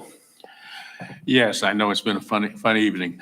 I looked at the bond issuance cost down here, and we're talking right at $26 million. And then the bond payment, 13 million, and the YMCA is 2.4 million. Well, I looked at the 2.4, and that's a nice contribution to the pile. But when you consider how much monthly membership cost, the citizens are already paying well over $20 million to be a member. And now we're going to charge extra? I can assure you, in my particular case, it was only me and my wife. I signed up immediately whenever they opened up because I said, I want to participate and support the community and the why. And then after a year, I realized I'm already paying for this through my bonds. So that's just a perception thing. It's not the total, but I'm just giving you my perception. Thank you. You're welcome. To add to what Mr. Allen was saying, I'm with him on lowering that, but I would lower it for the Cibolo. You know, if the majority of their team is Cibolo, they're outsiders, absolutely. You get $50 out of them, I got no problem with that. But it's where we get some use out of it, because I know that there's teams around here, like he said, and like Mr. Benson said, they're looking for a spot to play, and yet we've got a gate locked and they can't play. Just saying. Thank you. Any other questions from council? All right, so it sounds like we got some work to do. So let's keep working together. Let's keep the communication going. Let's find a solution. Thank you. And by way of being thorough, just so you have all the information, out of the 26, is it total $26 million? 10.1 of that is towards the sports complex and community center. The other portion of that is towards drainage projects and other things that took place. But the citizens are paying for it. Correct. Thank you, Kelly. All righty. So next up is 14B, presentation on an informal presentation relating to the implementing and promoting the online water information portal. Mr. Parsons and Ms. Patterson. Good morning, or sorry, evening, Mayor and Council. Welcome to the best part of this council meeting, talking about utilities. Yay. All right, so what we have for you today, tonight is my Water Advisor 2. What we're going to go over is going to be, we're going to talk about the history of where we've come from with our water meters and our water system, water meter system, and then into what we're offering our customers now. So, yes. So what we had done was in a 2017, council saw that we had some infrastructure issues with the meters, the age of the meters, and we also found that there were some new technologies with the new water meters that were coming out. What we were doing is we're doing a drive-by system, which we would drive and collect that data. And once we got that data, we could come back and we would put it into our system, and then we could bill our customers for the water that was used. So what we had, the advancement of technology allowed us to have a fixed system, so where we have fixed antennas where the water meters actually send a signal to the fixed antenna, and then we were able to get that data, and we're able to see it twice a day instead of once a month. So that helps us with several different areas. We can see our water use, we can see the water use, we can see if there's leaks and other things. So what that allows us to do now is, with that technology, we are not the only ones that can see it. We can also show our customers, which brings us to, my water advisor too. So Maggie's going to talk about the online portal and the customer portal and the app that goes with it. Good evening, Mayor and Council. Real quick, to make sure that this is extremely clear, this is only for residents who receive their water from the city of Cibolo. So Green Valley customers will not be able to utilize this app through us. I don't know if GVSUD currently has this option. This is going to be the login screen through the internet, like a website. They would join My Water Advisor, click login. I've been using it on my phone for about 3 years to test it. Over the last 10 months, we've opened it up to Cibolo employees who are Cibolo residents to let them test it, try to figure out the quirks to it, so that my staff, the utility billing staff, would be able to take phone calls and answer them without having to mumble through, and hopefully be able to return their information as quickly as possible. Once they get logged in, this is their homepage. This is my actual home's water usage from about a week ago. It does show a snapshot of history of the consumption of the home. They can go down to daily and then hourly reads. They will also be able to set alerts for if they're going on vacation, to say, hey, I'm not going to be here between these days. If any water of any type, they'll be able to put the gallons that they want to get alerted for, goes through their meter within a 24-hour period, they will get a text message. I tested out that feature 2 weeks ago. I said I was going to be on vacation, was sitting at my desk, got a text message saying, hey, 300 gallons went through your meter, something weird's going on. My husband was home, so he was doing laundry. They'll be able to look at the city as a whole. That middle tab is me versus similar households. That's kind of a misnomer. It's the city as a whole. It's going to take all of the consumption, so it won't be able to be like, well, my neighbor's house is this. It's not the purpose for that, but they will be able to also compare over the previous year. We are ready to go live with this. We have slowly been pushing this back since January. We wanted to make sure that you guys knew it was coming. There were a few oddball things that were happening with the transponders as we put them in, and we wanted to make sure we knew what was going on with those, what the answers were. We've gotten all of that figured out. And at this point, that flyer that you see there is what will go on Facebook, on our website. We'll have it posted at the window for when residents come to pay their bill. And we'll also be providing it to new residents as they set up their service. So they can get going and have that right there, because I know water usage is a big concern, costs being what they are. People want to have, real data right then and there. And we're ready to answer any questions you guys might have. This is strictly, you all right? This is strictly for water, and that's great. You mentioned that, I guess my question is more or less, for those that are down south, so this is going to strictly be for the water usage, not the water bill or the utilities bill at all? Correct. It's Okay. just going to be for consumption that goes through the meter. Okay, that's all I need to know. Because my question would be, if we've got the ability to start servicing people down south with garbage, we need to start doing it. along with fire and police protection, because we've got bills going through to de-annex if we don't, so. I'm I know- not sure I understand what your question is. Are you, if they have water through us, if we have a water meter in the ground in front of their Right, and home? I know everything down south is Green Valley SUD, so. Okay, Councilman Benson. Is there any opportunity here to bill or pay your bill through this advisor? Just asking. No, sir. It's just so that residents can know what's happening at their home and get a useful pattern of how their sprinklers are running. That seems to be the biggest concerns that we get in my office. Thank you. Any other questions from council?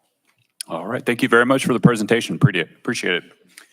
Next up, 14C, discussion, action, and direction from council to bring back an ordinance to approve a public meeting space and setting up fees for use and cleanup. Chief Troncoso.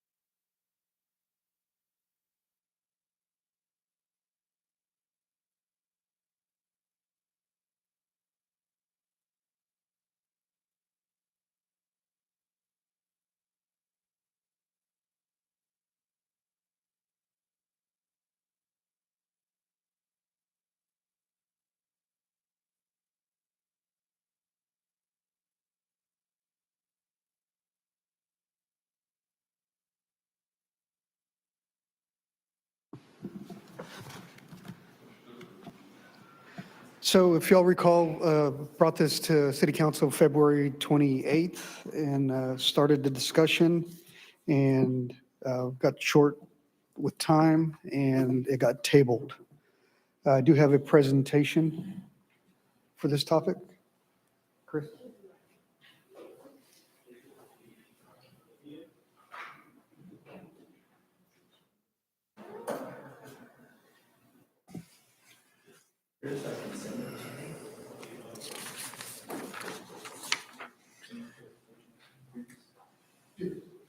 This is about the new City Hall Annex, Chief? Yes, Okay. yes. So back in March of 2016, an executive order, give you a little background. In March of 2016, an executive order was signed by the city manager that went into effect regarding the rental of the training room at Fire Station Number 2. The purpose of the policy was to explain the circumstances under which the groups or organizations may use the Cibolo Fire Station Number 2 training room, which will accommodate up to 57 people at one time. The intent of the policy is to remain easily accessible to give priority to the use of the training room to the city of Cibolo, appointed boards, commissions, committees, and other groups and organizations who directly are sponsored by the city of Cibolo and the city members. The primary outside users of the Fire Station Number 2 training room is typically HOAs within Cibolo and the Guadalupe County Election Office. With opening of City Hall Annex in January 2023, the city has added possibly 2 meeting rooms that can be used after hours. The community room at the City Hall Annex can accommodate up to 46 people at one time. The 2 rooms can be accessed with access to the public restrooms, while the rest of the building will be secured. Staff wants to seek council's direction on setting official city policy to use of public meeting rooms located at the facilities outside of the organization. This policy here does not apply to official city business, public or city-sponsored events. These activities are scheduled through normal business hours and take priority over any use of public rooms located within the facility. Okay. Chris, were you able to get the? So Chief, and I saw where you've got this in here for a minimal nominal fee. Who would we be utilizing to come and open up these rooms to be able to use them? Like your HOA, I'm sure that they do those at 7 o'clock at night, 6:30, 7 o'clock after hours.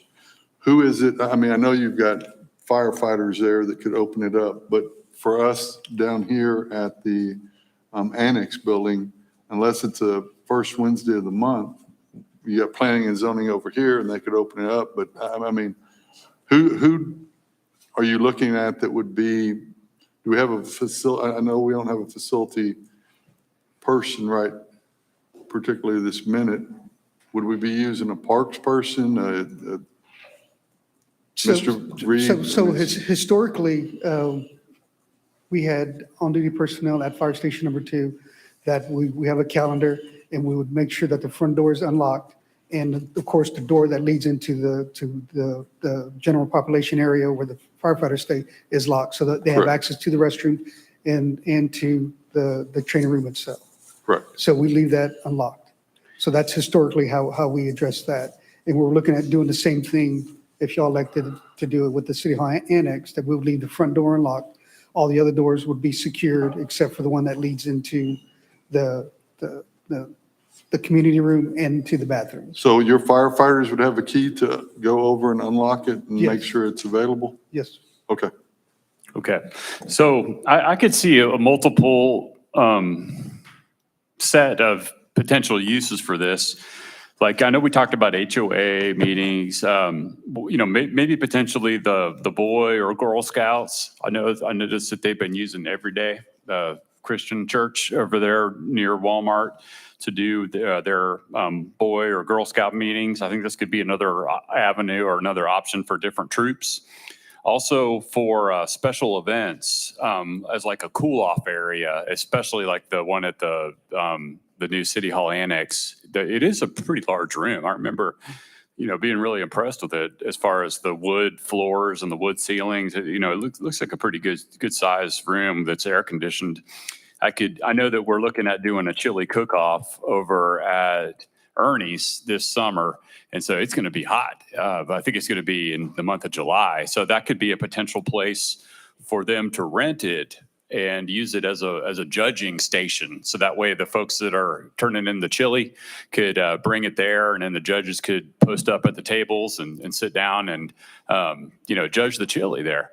And so it could also be used for planning events in our community, like for instance, the senior prom or the senior soiree that Katie's involved in, that happens every February. That could be utilized by the group of people that are interested in planning that event, as well as the folks that are putting together Project Graduation, or the folks that are helping on Cibolo Summer Nights. I remember early on, a lot of that was more citizens that were running that. I know, lately it's more the city staff that's kind of taking the lead on that. But we also have like the Veterans Thanksgiving lunch that's held in November. So the folks that are organizing that could use it. And so I could see a multitude of the different organizations wanting to utilize that room. And so if we did something like $25, for an hour or two, I don't think these meetings are going to be going on for much longer than 2 hours. But if we could have somebody over at Fire Station Number 1 that has the key and then also has access to the schedule. And so I'm envisioning, I don't think Bruce is here tonight, but or Tracy, and I know that's by design, Mr. Reed, but I think when that new website comes out, I think it'd be cool to have the calendar on there. So that way, if an organization like, the chili cook-off, like if the Cassie wanted to hop on there and look for that specific Saturday and be able to say, yep, I want it Saturday from, noon to 4. And then they'll be able to make a payment with their credit card. And then once the payment goes through and it's approved, then the time would be booked on the calendar. And so that way the folks, the firefighters over at Fire Station Number 1 would have the key, and they'd be able to let these people in, at noon on a Saturday or whatever it is their reservation's for. And so I could see a lot of, neat uses for that building. I'm all for it. I see that we can't do PACs or, political meetings, and that's fine. So I don't know. What do y'all think? So if I could, that is part of the plan, is to put on the website with the schedule and coordinate it through that. So to try to make it as flawless as possible and have the individuals at Fire Station 1 have access to make sure it's unsecured and for them to enter. And then, of course, when it's over, make sure that it is claimed before they leave, and then secure it afterwards. Cool. Anybody have any objection to that, or what you think, Benson?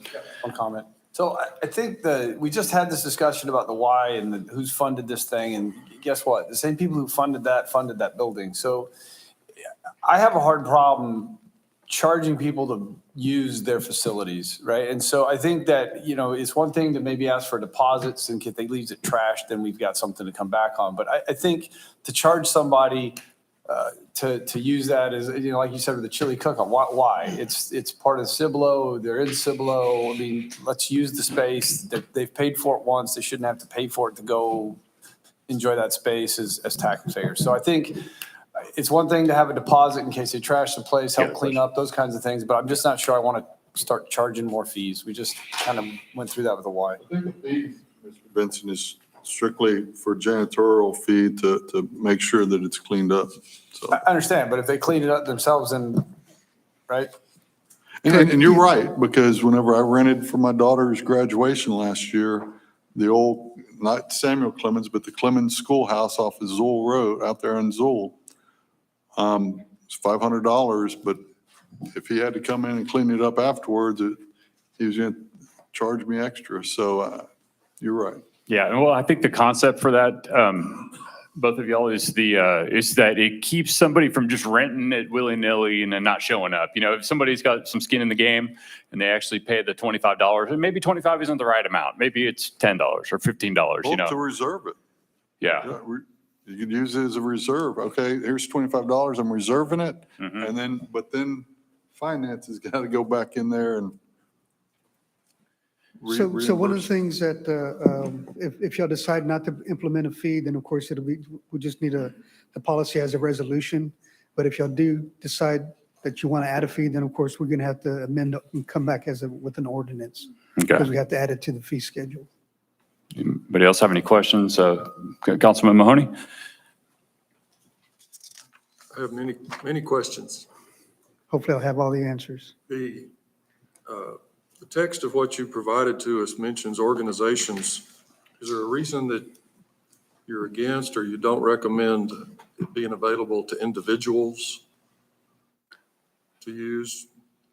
So my neighbor wants to have her book club meet over there. That's not an organization, technically. But this mentions organizations several times, or governmental entities, et cetera, et cetera.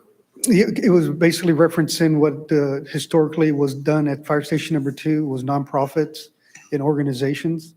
And then within the policy, it does have individuals can, like if it's a book club, and that's where Well, no, it may be just made Maggie Smith. It's not an official anything. And so I'm just saying I'm in favor of leaving that door open. The Yes. wording here almost looks like it's closed to individuals. I'd like to see that open as a possibility. And Mayor and council members, this is why we're interacting with you. We've drafted a policy based upon similar policies and past practices.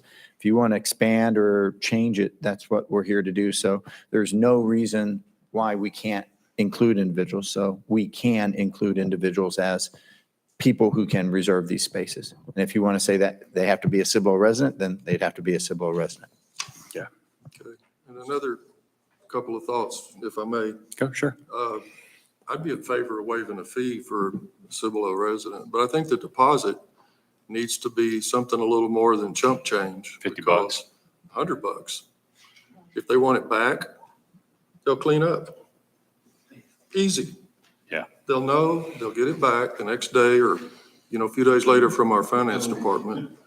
I have been around a municipal meeting room conference center enough to see that people don't respect. There are people that they don't care. $25 doesn't mean anything to them, but $100 does. And that's just a deposit, refundable on putting things back to normal. Make sure they're grateful for it. And not that same night handing them back their check in a kind of a courtesy. It takes a couple of days for some of those damages to show up. Yeah. Things that were spilled, shattered window, A couple other comments I had. We have in this policy, rules governing use as a paragraph C, and it says, no this, no that, none of this other thing, no smoking. I think it should say no alcoholic beverages also. I think that ought to be included. Is that it? Or any more?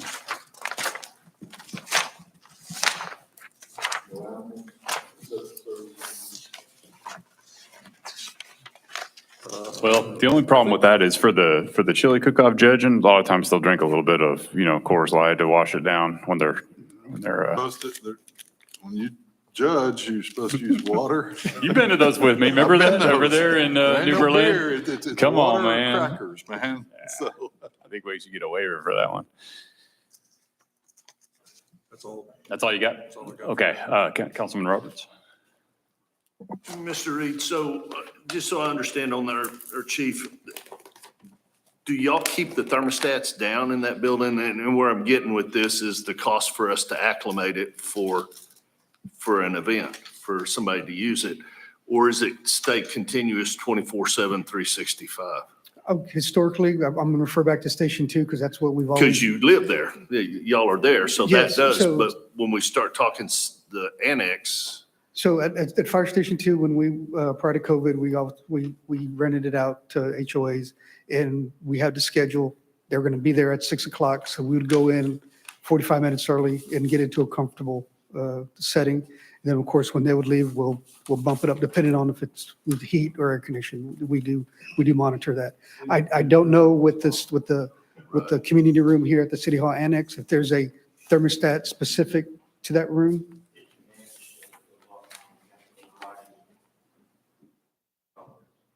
That's a semi-managed system, so we would have to override it at night to bring the temperatures up or down depending on use. We're not conditioning them 24 hours a day to a constant temperature, is my understanding. which goes back to the reason we should charge for it. I totally agree not charging because it's the citizens that are paying ultimately for the building, but we can't ask the other 35,000 people here to pay to have one event. And it's a minimal cost to use a very, very nice building. But the rest of the taxpayers shouldn't have to pay to bring that building to temp. So I think that's why we should, and a logical fee for sure. Anyone else, Katie? For many HOAs, they're paying like $50 to rent anyway, rent a building or a church or whatever. So I think between 25 and 50 to rent a space is not terrible. Yeah, $25. What was did you have a recommended amount in here? $25, yeah. I think that's reasonable. I don't think that, even though it is tax funded and we did spend taxpayer dollars on that, I don't think 25 is an unreasonable amount to ask for that specifically just to cover the cleaning cost, electricity and things like that. I think that's very reasonable. And I don't think many people would have an issue with that. Okay, and that's $25 for the rental but not a deposit? That's, because. Yeah, but I think what you're gonna get into is you're gonna create a burden for finance trying to Right. bring this, and so what is your man hours worth? Is it worth what we're trying to accomplish? If somebody tears it up once, I mean, let's put in our rental agreement, you damage this, we will. Yeah. Because $100 won't even fix a toilet. Let's be No, I agree. brutally honest here. Now, if you made them give you $1,000 deposit, okay, well, you could fix some stuff, but nobody will do it. So, I mean, we just have to put verbiage in there where we can go after them should we so desire. I agree. Anyone And else? if we come back in 6 months or a year and it's just been damage after damage after damage, then we Yeah, we reevaluate our re-examine that. plan. That hasn't been the case so far, has it, Chief? No, sir. No, sir. We anticipate that going. And that's exactly right. They'll be watching over it. And, Oh, for sure, yeah. Yeah, for sure. Okay, if I can just circle back around, so we want to add individuals to the language and no alcohol and For anybody. for, I'm gonna tell you that. You go back and visit somebody from outside and say, Somebody from a coal company decides they want to come. Well, yeah, and Outside. Yeah, I would say that if they did the alcohol, they would have to get a special use permit. You know what I mean? Somebody from outside. Oh, I know. I was just saying before we leave that topic, without a special use permit. So as a general rule, no alcohol unless they apply for a special permit. Mayor, could I add something to that real quick? Yes, please. When people rent a park facility and have alcohol, they have to hire an officer to work security at that facility as well. Okay. There's a Yeah. 4-hour minimum and a All right. minimum rate. That's a good idea. Yeah, Yes, yeah, well, let's put that in there. Yeah, because if they're interested in, having the course light for the judges, then they can, pay that cost, the 4-hour minimum. That'd be $160, right? Okay. And it goes up by an officer for every so many people too. correct. Every 500 people it goes. Yeah, up an the officer. judges, it'd be a room of like 12 people. Yeah, it's not, a ton of judges. It's not like the barbecue cook-off. It's just a real small event. Okay. Any- Council, I just want to clarify on individuals, any individual or the Cibolo resident. I'd say Cibolo residents. I would go Cibolo only. Cibolo. Yes, sir. Okay. So are you going to come back with the ordinance then, chief? And then we'll vote on it then? Yes, we'll Okay. clean up the policy to add the ones that you want, and then we'll come back as an ordinance. Good for me. Very good. All right. Chief, do you know about when the facilities would be open for rent? As soon as we regroup and make the policy Okay. changes. I had an HOA reach out Sooner about than space, and so I was like, well, I don't know. I know we're talking about it. Yeah. So instead of adding a fee, Peggy just advised, the Senate just advised that it's going to have to go to the newspaper twice. Okay. Thank you, chief.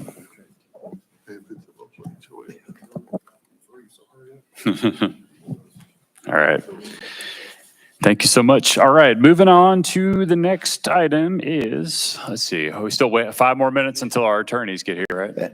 And Mayor and Council, on the next item, if you would like, we could do a quick executive session on that item. Yeah, let's do that. So have you reached out to them? Are they 5 minutes out or what are we looking at? Frank is 5 minutes out. Okay. And he could join us in. Yeah, have him, executive session. yeah, just have him come on back. We'll need to check on Mr. Denton. Could we do D and then go into executive session since No, Mr. it's Walk? one that I recommend. We need to talk in are executive session. Session first. Okay. So All right. Okay, so for item D and the others listed, we are going to go, let's see, let me find that statement, sorry. Bear with me a second. Okay, the city council will meet in executive session as authorized by the Texas Government Code, section 551.071, consultation with attorney to discuss the following. A, City of Cibolo versus GVSUD case number 17-938, Councilman Benson. B, update on negotiation request to amend automatic aid ILA between City of Schertz and City of Cibolo, Mr. Reed. C, Deborah Legros versus City of Cibolo, number 23-0697-CV-E, Mr. Garza, as well as 14D, discussion action to reconsider the denial of the final plat of Grace Valley Ranch subdivision Unit 1, Mr. Rodriguez. Thank you. look at how I did that. They appear. Poof.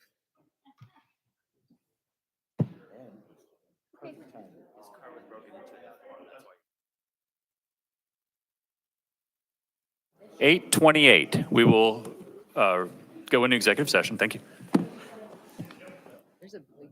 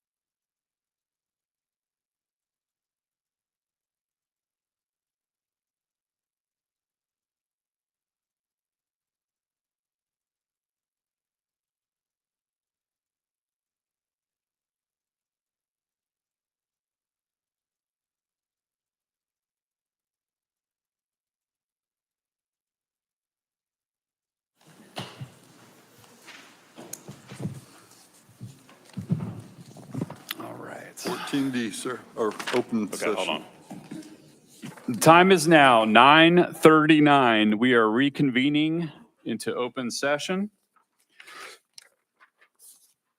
And we will pick up with item 14D, discussion action to reconsider the denial of the final plat of Grace Valley Ranch subdivision Unit 1, Mr. Rodriguez. Well, if we can just move forward, I mean, we've already heard it. I'll make a motion to approve. Well, we heard it the last time. Do we need to hear it again? Second. Okay, so I'll I make have a motion to approve the plat. Okay, so I have a motion and a second. We will start with Councilman Benson. Aye. Aye. Ayes have it, 6-0. Peggy.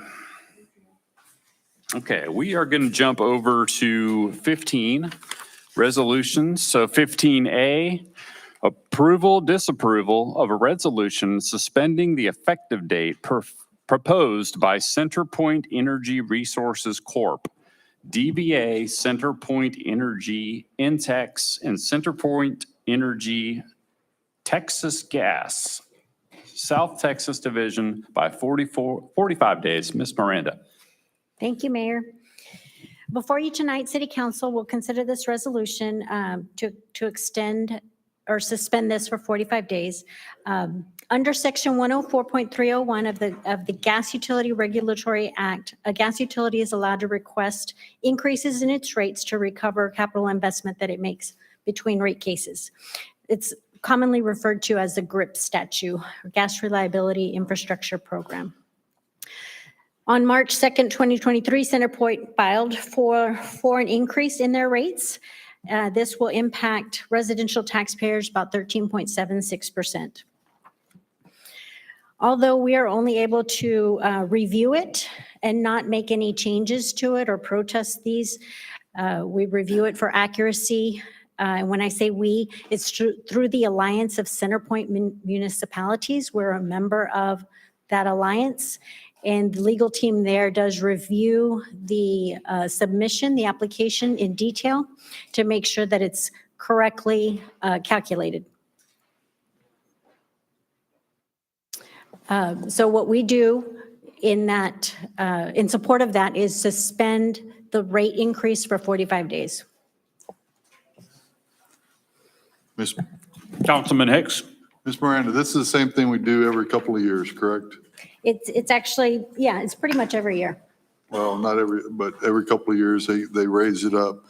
Well, if that's the case, I'll make the motion to approve a resolution suspending the effective date proposed by CenterPoint Energy, DBA CenterPoint Energy Intex, CenterPoint Energy Texas Gas, South Texas Division by 45 days.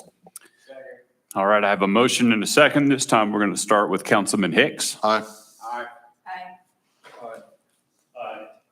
Ayes have it, 6-0. Thank you. Thank you, Ms. Miranda. Next up is 15B, approval, disapproval of a resolution appointing Ted Gibbs as the Canyon Regional Water Authority Board of Trustees for a 2-year term of office. Mr. Foose. Good evening, Mayor. This is generally a housekeeping type of a resolution. We have members appointed to, we have staff members and former council members appointed to the Canyon Regional Water Authority Board of Trustees. Myself and Mr. Gibbs serves on that board.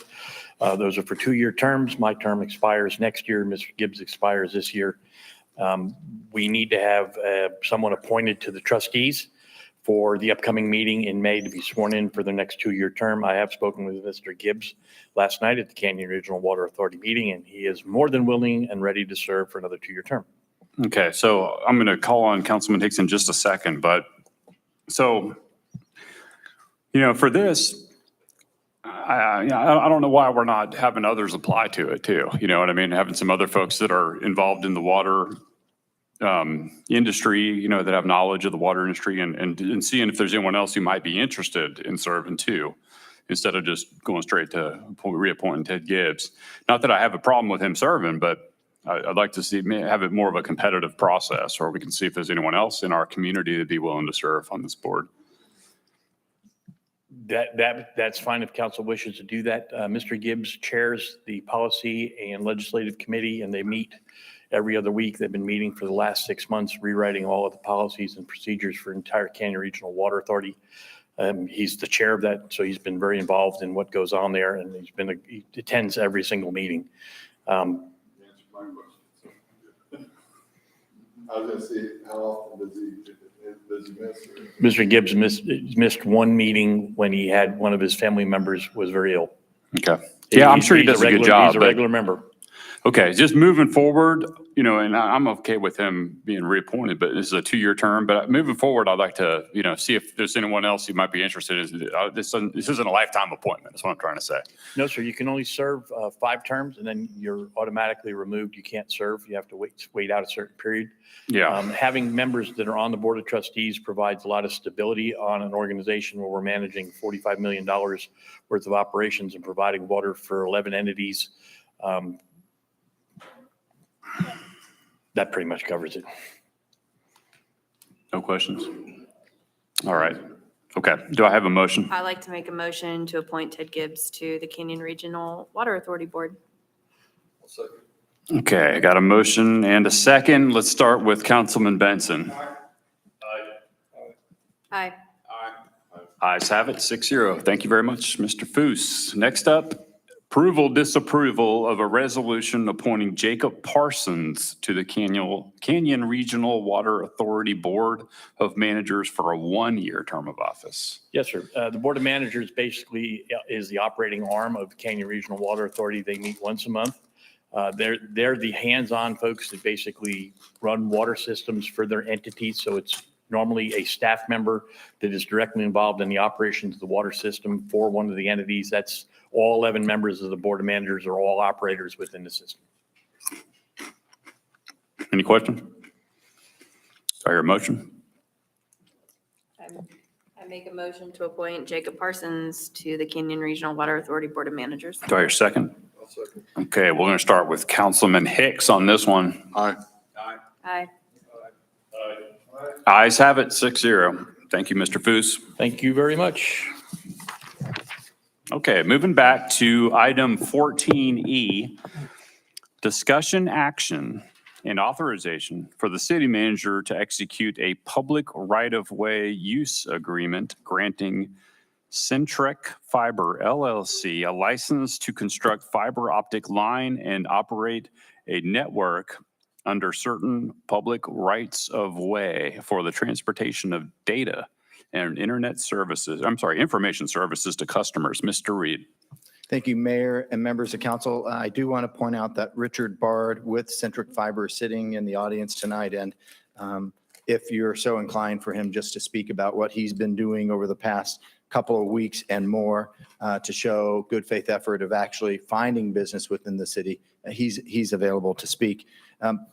I will not go through this presentation. Paul Gonzalez did previously, January 10th. You gave us very specific direction. We were back in front of you on March 28th, and Mr. Gonzalez gave you an update and how we had changed the agreement with Mr. Bard's support on those changes. The proposed amendment, the changes are listed at the top of page 2. Those 5 changes have been incorporated to address your very specific comments to us back in January. So at this time, staff is recommending that council consider approval of this license agreement. I will tell you that in the past month, we've been working with Centric Fiber to give us an alternative proposal for our own city fiber network. That's what Tracy Beekman has been speaking to council about, to connect our city facilities and equipment through a fiber network, which is highly secure, versus our network, which has a little bit of fiber and a lot of radio, which is less secure. I'm confident that he and his firm are going to give us a very competitive proposal that may be even cheaper than the GVEC proposal. Secondly, I've connected him with the developer for Buffalo Crossing 2 because where they're connecting for this fiber line is right near Steele High School. It's right down 1103 from that development. And Richard Bard has said, we're here to do business. So if there's a new development that would like high-speed fiber, we'll meet at the table. Mr. Bard has been working with the project engineer for that developer. So she was very familiar with Centric Fiber and was encouraging for me to connect them. I've connected them. So Mayor, Council, that's all I have to say. I'll happy to answer any questions. Mr. Bard, do you mind coming up to the podium? I want to talk to you a couple of minutes. And so just wanted to let you know that I think this was originally brought to us back in, I don't know, December or January. It's been a while, right? So here we are in April. And so I know that what was proposed of the city of Cibolo initially was just a quick, pass through in order to run your lines within our right of way to get on over to, I think it was Grace Valley, one of those developments in the ETJ. And so, at that particular point in time, there really wasn't a strong desire, to have that type of a partnership with the city of Cibolo. So really the reason why for the delay is because we're really looking to build a mutually beneficial working relationship. And so, having the contract on the table, or, at least something that you can look at and potentially bid on, is our closed circuit network, to bring fiber to our public safety facilities. And we look at that as just a really good opportunity for your organization, your company, to work with the city of Cibolo. This is a really trusted, and I think it's an ideal project for you, because you don't necessarily have to hook in with any of your other, lines and spiderweb out the service from there. It's just a really specific project. And, we would really love to work with you in a much better capacity than just being a pass-through, you know what I mean? And so we're looking to have a good relationship with your company, and that's the reason why we've been delaying this, because we wanted to find something that we could do together, other than just a pass-through. And so also working with, the Buffalo Crossing Phase 2, I think that is, if you're situated nearby to be able to hook in with them, those are the types of relationships that we're looking to cultivate. We do have, AT&T Fiber is one of the providers here in the city of Cibolo. We also have GVEC. I've looked at the pricing, within one of those two entities, and it was a little higher than others. The AT&T, we've had issues with them as far as the lines in the right of way. There's a bit of, bad taste in our mouth, for lack of a better term. And so we're looking to have a good relationship with another ISP. And here you are, you came to us, earlier this year, and we're looking to not just have a one-off. We're looking to have a long-term relationship with your company, and for you to explore providing service in other areas of town, whether that's, just internet or potentially for gas too. We have areas of town in Cibolo that they're prime for restaurants to happen. And a lot of the restaurants say, well, we don't want to cook with just electricity. We want to cook with gas. And so therefore, if you have gas lines too, then that's, we want to work with you. We want you to be able to provide, gas to areas we've identified as ripe for freestanding restaurants. And so we want a long-term, mutually beneficial relationship. And that's the reason why for the delays, because we wanted to find something we can really work together on. And so please don't think that we were just putting you off or, trying to unnecessarily delay your services. We just wanted to find a good fit for our cities to work together. Sure, So, no, absolutely. does that make sense? Yes, and we appreciate that, and we want to be good partners with the city and any municipality that we work with. Our goal is to grow our systems, because, if we can gain market share, that's better for our business. Right. So if we can have a mutually beneficial relationship, I think that's helpful for both sides. Competition is good. Yep. If we just have one monopoly, one or two ISPs, then they pretty much set the price, Yep. But if the more ISP providers, there in this area is good for our citizens, and so, we're happy to have you here. And I'll open it up to City Council and see if any of the council members have any questions for you. Councilman Hicks? The only question I've got is where did you get your fiber? That service from? So we partner with tier one internet providers like a Zayo or FiberLight, and then we interconnect with those. They're mainly more like what I would compare on the gas side, like transmission fiber. Okay. And then we tie in with those systems, splice in with them, and then bring quote unquote distribution fiber to the community. Okay. The one thing I will add there, the thing that's unique about our fiber, since it's basically a blank sheet of paper, it's true fiber from the fiber superhighway all the way either to the home or to the commercial development. So there's no switching between coax or fiber. And so when you run a speed test in a centric fiber home, you actually get a gig upload and download speed, which is what you pay for. Right. And it's not, down at, 300 to 500 megs. Okay. I'm just glad that, I'm with the mayor on this. We had to do some negotiating because the way you came in and presented to us wasn't a good deal for the city at that time. And I've read through the packet here and it looks good to me for the time being. Obviously, we should put something in there that, we can negotiate this, further down the line. If y'all are booming out there, then we need to negotiate prices because what people don't realize is legislation over the last couple of years has really put it to the cities as far as when it comes to franchise fees and stuff like that. Sure. I mean, they've really stuck it to us. And that's why I had those questions for you the last time. You just provide an internet service or you can provide like AT&T, provide phone service and internet service. So now we only get a franchise fee for one of them, not both of them, even though they're doing both through those right of ways. So I appreciate you coming and working with us and listening and understanding where we have to come from because you're going to go into our right of way. And if something happens, then, you're going to be responsible between us. So, Absolutely. all right. Thank you, Councilman Hicks. Councilwoman Cunningham, you have the floor. I know we discussed it at a prior meeting about putting this in the ground before the roads get repaired, not having to tear up the road again. Is that in the current agreement or is that something that we were able to confirm? So in this agreement, they have to first coordinate with the city before they put any fiber in the ground. So we would be looking at our capital improvements so that we don't have an instance where they're tearing up a road. Also, the details of how they install their fiber, they mostly bore where possible, and they only cut a trench when that's not possible. So they would get approval from us. We would not be cutting up a new road. Perfect. I just don't want to get 1103 and then immediately start Absolutely. tearing things up. Well, they still right away.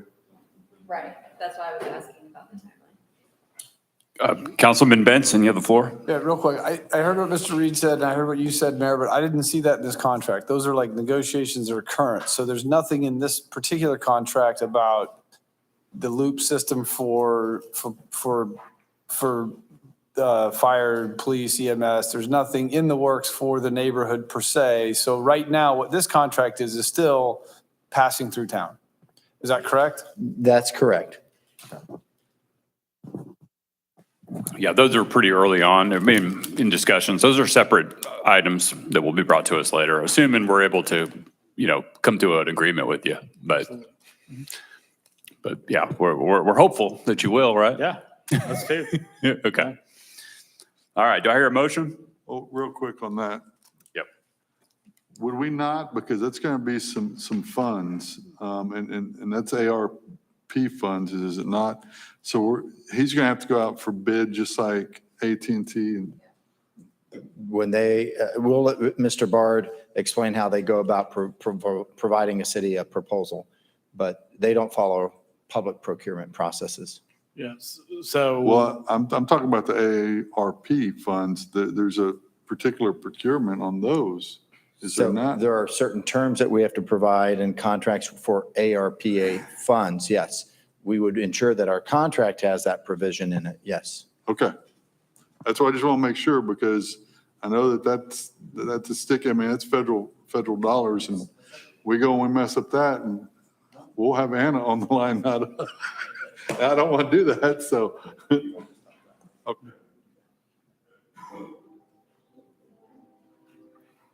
Okay. Thank you, Councilman Hicks. Do I hear a motion? I'll move that the council authorize the city manager to execute a public right-of-way use agreement as written on the agenda. Do I hear a second? Second. All right. Got a motion and a second. This time we'll start with Councilman Hicks. Aye. Aye. Aye. All right. We have 5-1. The ayes have it. Appreciate it. All right. Thank you very much. Appreciate it, Mr. Bard. No, thank you guys. Appreciate it. All right. Next up is 14F, discussion action on the approval, disapproval of a bid for replacement of City Hall HVAC and building renovations to KW Construction, Inc. in the amount of $1,824,800.00. Mr. Foos. Good evening, Mayor and Council. This is a return issue from the last meeting. There's been no changes to the council comm that was sent out on the last one, except for the first paragraph directly under the heading, which says staff has provided city council with technical and historical documents related to this project since the March 28th, 2023 meeting via email. Staff has also provided additional information related to the lowest responsive bid, again via email. And I believe that went out by email several days ago. And I'd be happy to answer any questions, or if you'd like me to go back through the whole presentation, I'm here at your disposal. Mr. Foos, I know you offered council a tour of the building and you showed us the different things that were being done. You explained the process. Yes, I ma'am. feel much more comfortable about that, but could you explain, maybe not a full tour, invisible walking tour to everyone, but kind of what was included in that price? It's not just AC, it's the different rooms and that kind of thing. Yes, ma'am. So as was shown in the tour, we walked through the building. We discussed some of the rooms. We're going to have minor adjustments made to how the rooms were laid out. We talked about adding 2 offices back in what we used to call the bullpen, where planning was for additional staff members. We talked about putting some soundproofing type insulation on the restrooms to help with the climate in the offices directly adjacent to those rooms, because it is quite noisy through there. We talked about the lighting in the building and how the lighting in the building is basically coming in at 20 years old, and we're experiencing some challenges with that, and moving to LED lighting would provide us with an opportunity to save on some of our costs with electricity. We talked about the AC system and the complexities of replacing an AC system. This isn't just putting in a home unit here. We're dismantling basically 15 home units upstairs and 13 units outside. We're putting in all new units in every single room, cassette units with extra ducting with each of those for exchange air, so that the building has a constant refreshing amount of air coming into the building as required under the current rules and regulations for these buildings. That air is conditioned and filtered as it comes in and out of the building to make sure that we're not adding moisture or mold or a bunch of other unnecessary items to the building. There are substantial upgrades to the electrical system to provide the power for all of these air conditioning units that are being installed. We also talked about the additional outlets going in some of the offices, as was demonstrated to a lot of the council members when we took a walk. Some of us have power strips plugged in, and then we have a power strip plugged into that power strip, and then we have a third power strip plugged into that one. So there's enough power to run the items on our desks. There is a lack of outlets.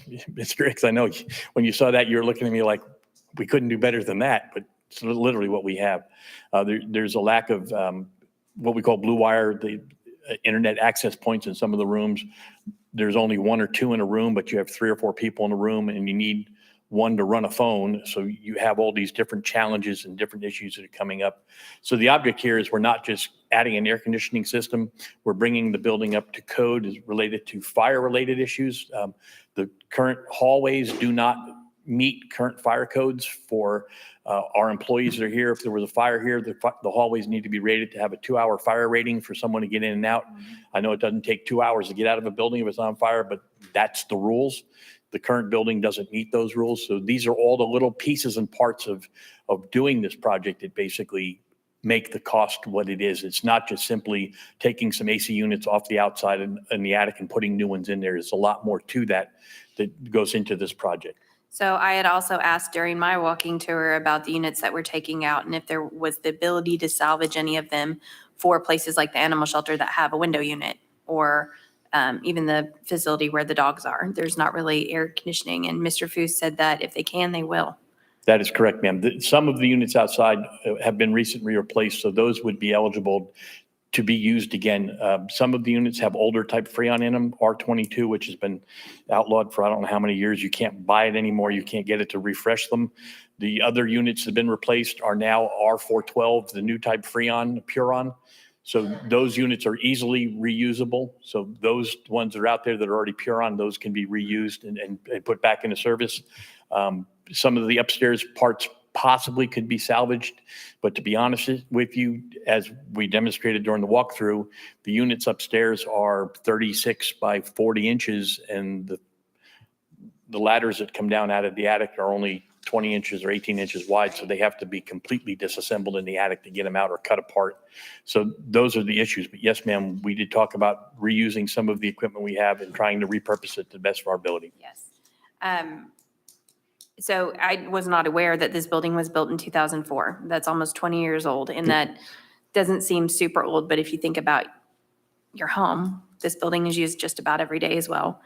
There are things that need to be upgraded. There are things that our computer systems have improved over the last 20 years. We've got a lot more equipment. So the electrical outlets, when I went to the different rooms, there's some rooms with only 1, maybe 2 outlets. That can be a problem, especially if we end up with more staff in the next few years and have to buddy people up. You can't really put 2 desks in a room that only has 1 blue cord or 1 outlet. Makes it very difficult. So there are some spaces in this building. There's a shower. I don't think any of y'all knew there was a shower in the building. It's in the back. It's being used for storage. It seems kind of like a useless space if we're just using it for storage. So first glance, I was very appalled at the figures. Doing the tour did help a lot with explaining what the money would be going towards. I feel a lot more comfortable with the number. Would really, really prefer it to be half of that. I don't know how realistic that is. But also within the packet that we were presented last time and this time, this money is still coming out of that 4.8 million. So this isn't additional money that the city is having to seek out. It is money that's shifting from other projects that came in under budget or were funded by alternate sources. So it is not going to, even though it's more than what we anticipated, it's not increasing our debt. Yes, ma'am. Okay. Any other questions? Go ahead, Councilman Roberts. I'd just like to say, number one, thank you, Mr. Foos, because y'all have actually gone above and beyond to try and explain the scope of this and to put it into reality. Because when you just look at HVAC for 1.8, that's where everybody goes. That's an issue. But when you sit back and we look at the complexity of this building, and it wasn't obviously designed for today's standards. Let's just go that route. And we're having to make up 20 years of ground now. And that's where your money load comes from. And I will say that the system that's proposed here is the Cadillac. And this will serve us for a long time. And I think it is state of the art. There's a lot to this that people probably don't understand, but it's air exchange. It's your fresh air. It's being compliant with the fire alarm system and moving, because you don't want to move smoke from one to the other. You got to have fire doors. It's just so complex. It's not your house, and everything has to be compliant. There's ADA compliance. There's everything that comes into this, and it just, unfortunately, compliance costs money, and we got to have electric outlets. You got one outlet for an office. That's, and I'm sure Chief is sitting over there going, I didn't hear that. But we have to move forward.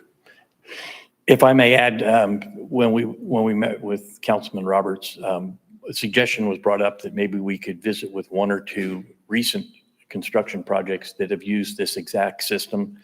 We reached out to our engineering firm, Cleary Zimmerman, and they provided us with two recent, when I say recent, I'm talking within the last year, these systems were installed. One of them is the city of San Antonio. This system was installed in the renovation of the San Antonio City Hall in downtown San Antonio. We contacted the project manager of record and the person that's responsible for the ongoing project there as far as see how this worked. And in the email that I shared with Mr. Roberts, they were thrilled with the system. It performed exactly as they wanted. It allowed them to have staff have varied rates of cooling and heating to meet the needs of a total, you have multiple staff members in some rooms. You have some staff members that prefer a warm room versus a cold room. This system allows that to occur without impacting the other rooms, which is very important. And they were very happy with that. They sent that back in email saying, it's a good system. They haven't had any challenge with the system. They'd highly recommend the system.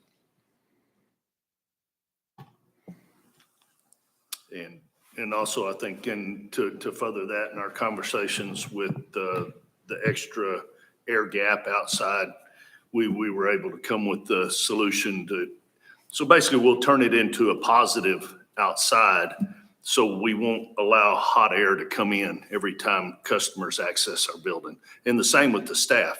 It'll be in a positive, so we won't have the inrush of unclimatized air coming in, which will lower our bills, and it will make for a more comfortable environment.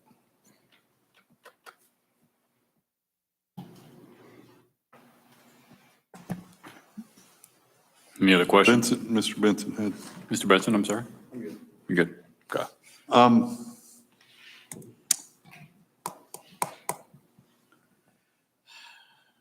I already brought it up in the CIP meeting about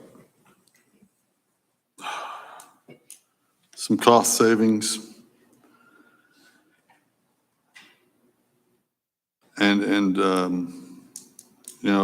I don't think that there's anything that needs to be done to the north wing. I know, Mr. Reed, you think there does, but I look at that and I understand we've got to do something with the south wing. It's got to be done, but I just don't see that with the north wing. I know that we've got to get outlets into those offices, but I know that you told me that Ms. Simic said she was all right with it. That's fine. I just, whenever I go in there, it gets kind of claustrophobic, and especially if she's got, especially whenever she's got, packets to put together. And that's why I just, it's one wall, but I just don't see the need to move that one wall. But that's just me. So, and I've been pushing for this because I've been here for years and years, and we're finally down to the final vote is what it's like, and to vote off the island. But it's something I've been, asking for years, long before Mr. Reed even got here. So.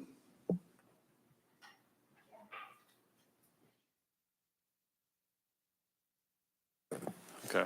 Any other questions or comments? No? Do I hear a motion? Make a motion to approve of a bid for replacement of the City Hall HVAC and building renovations to KW Construction, Inc. in the amount of, and not to go over, $1,824,800.00. Do I hear a second? Second. I got a motion and a second. We'll start this one with Councilman Benson. Aye. Aye. Aye. All right. The ayes have it, 5-1. Thank you very much, Mr. Mayor and Council. we'll start working on getting the contracts up and running, and we'll start working on construction schedules and all the other things that have to happen here as part of the startup of this project. Thank you very much, Mr. Foos. I'm just really concerned about this thing taking forever. I don't want City Hall shut down for 6 months or whatever. What was our estimated timeline again? 180 days approximately. Yeah, 6 months, man. And Mayor and Council, staff has been talking about how do we continue to provide services just like we did when on my second day, I said, exit the building. First day I was told about mold. The second day I received the report that there was a lot of mold and we exited the building. Yeah, we would all love not to exit the building. But after 20 years of using this building and the ongoing health and safety of our employees working in this building, 6 months is a very small inconvenience for us to suffer. So we're working together, identify where do we move staff, and we'll be communicating that plan to you, and more to come on that. Yeah. Can we put something in there? I think we kind of touched on this, but I don't want to vacate this building while we're waiting on equipment.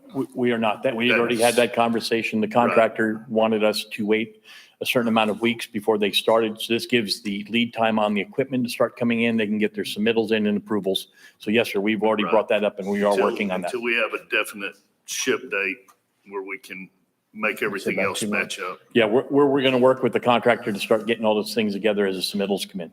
Yeah. See, I'd like to do it like where maybe this wing is being worked on and then people can stay and work in this other wing, not necessarily to combine, to double them up or nothing, but, if we could do it like that, where we're not necessarily just shutting the whole building down and everybody leave, is there any way to work in sections at a time?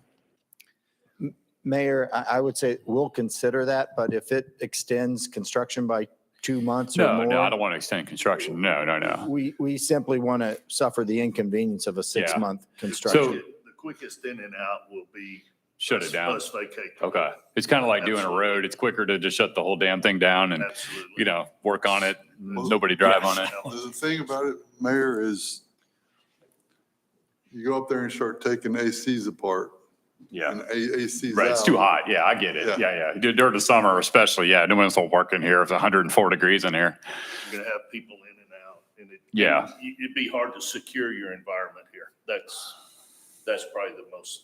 The other challenge would thing. possibly be the fact that our fire alarm system is an integrated system that's already Correct. connected to everything. When we start taking parts of it apart, it may not be effective or operational, and that puts us in jeopardy with the fire department about not having a working fire alarm system in the building and having to stand watch. And there are some other issues buried in that. Yes, sir. Yeah. Again, thank you very much. and Yeah. We'll get working on this. And to, to also state that, I know that this does seem like a lot of money, but in comparison to building a new building, you know what I mean? If we were to build a whole new building for, $40 million or something like that, because a lot of cities do that. A lot of cities will say, hey, we need a new city hall. We're going to spend $40 million or $50 million on a brand new city hall. At least we're not, doing something like that. So we're being frugal and we're working with what we got. Yes, And upgrading the city hall that we do have, which is what, 20 years old? Is that right? It's coming up on 20 years, yes. 20 years. Peggy Next said year. they moved in early 2000, September of 2004. So we're Right. at 19 years. 19 years in. Okay. All right. Thank you. Thank you very much, Mr. Foos. I appreciate your help with this item. Okay. We're going to jump on down to item number K, which is the discussion action for investigation of 4164 Lower Seguin Road, plat process through conditional use permit CUP. Councilman Terrence T.G. Benson. You want to tell us your thoughts on this one? Still trying to figure out what happened with that. I think it's important to know why things happen so that we don't end up in situations, we end up in executive session today over this. We've got lots to think about with Senate Bill 369, House Bill 1246 that all start to roll into these kinds of things. And the sooner we know what happened and how we can protect ourselves from the threat of that, the better off we are. I think, to not look at it or not find out what happened is short-sighted. Okay, so as far as the working product of this investigation, like what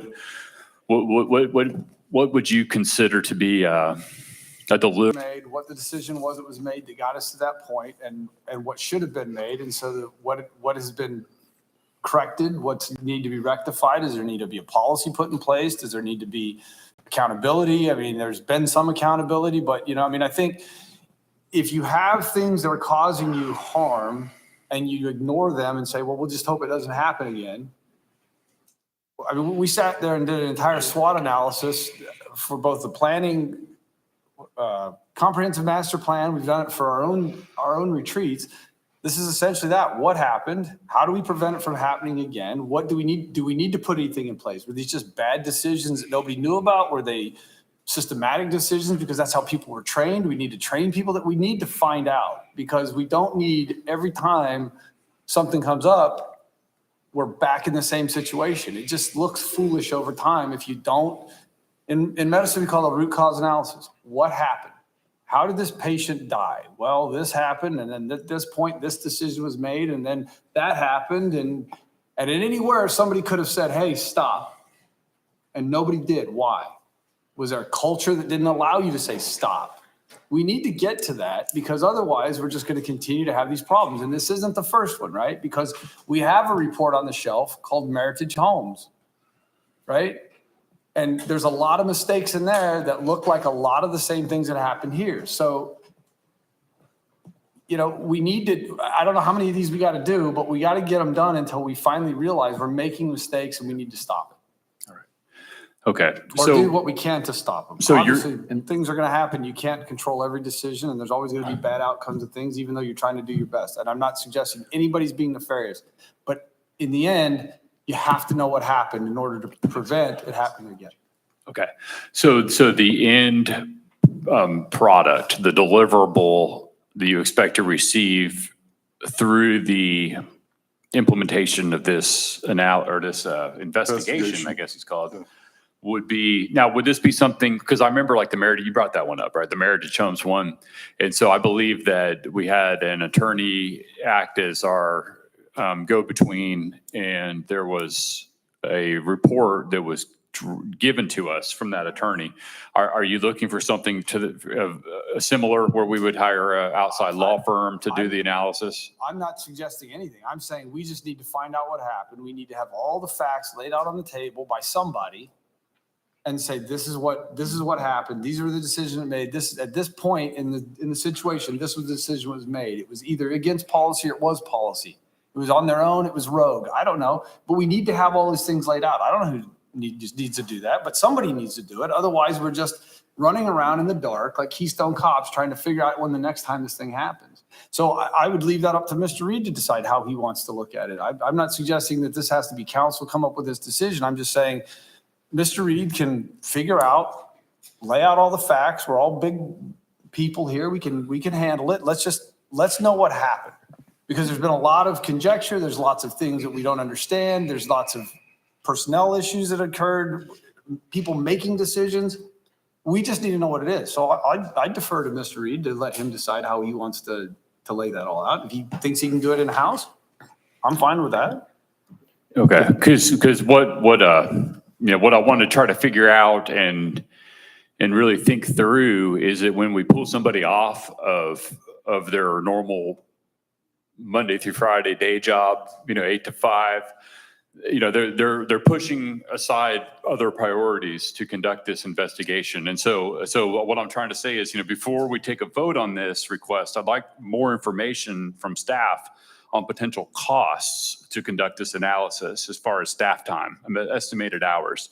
Is this an investigation that's going to chew up, 80 hours of staff time? Or are we going to dedicate 2 full weeks, to do this and then do no other work, from that particular staff member or staff members? I mean, is it going to be one person doing this analysis? And then multiply that salary cost per staff member for hours spent conducting this analysis. I mean, we'd also like to ascertain, what other work on existing initiatives would be pushed aside and delayed if we were to shift city staff's focus to this analysis.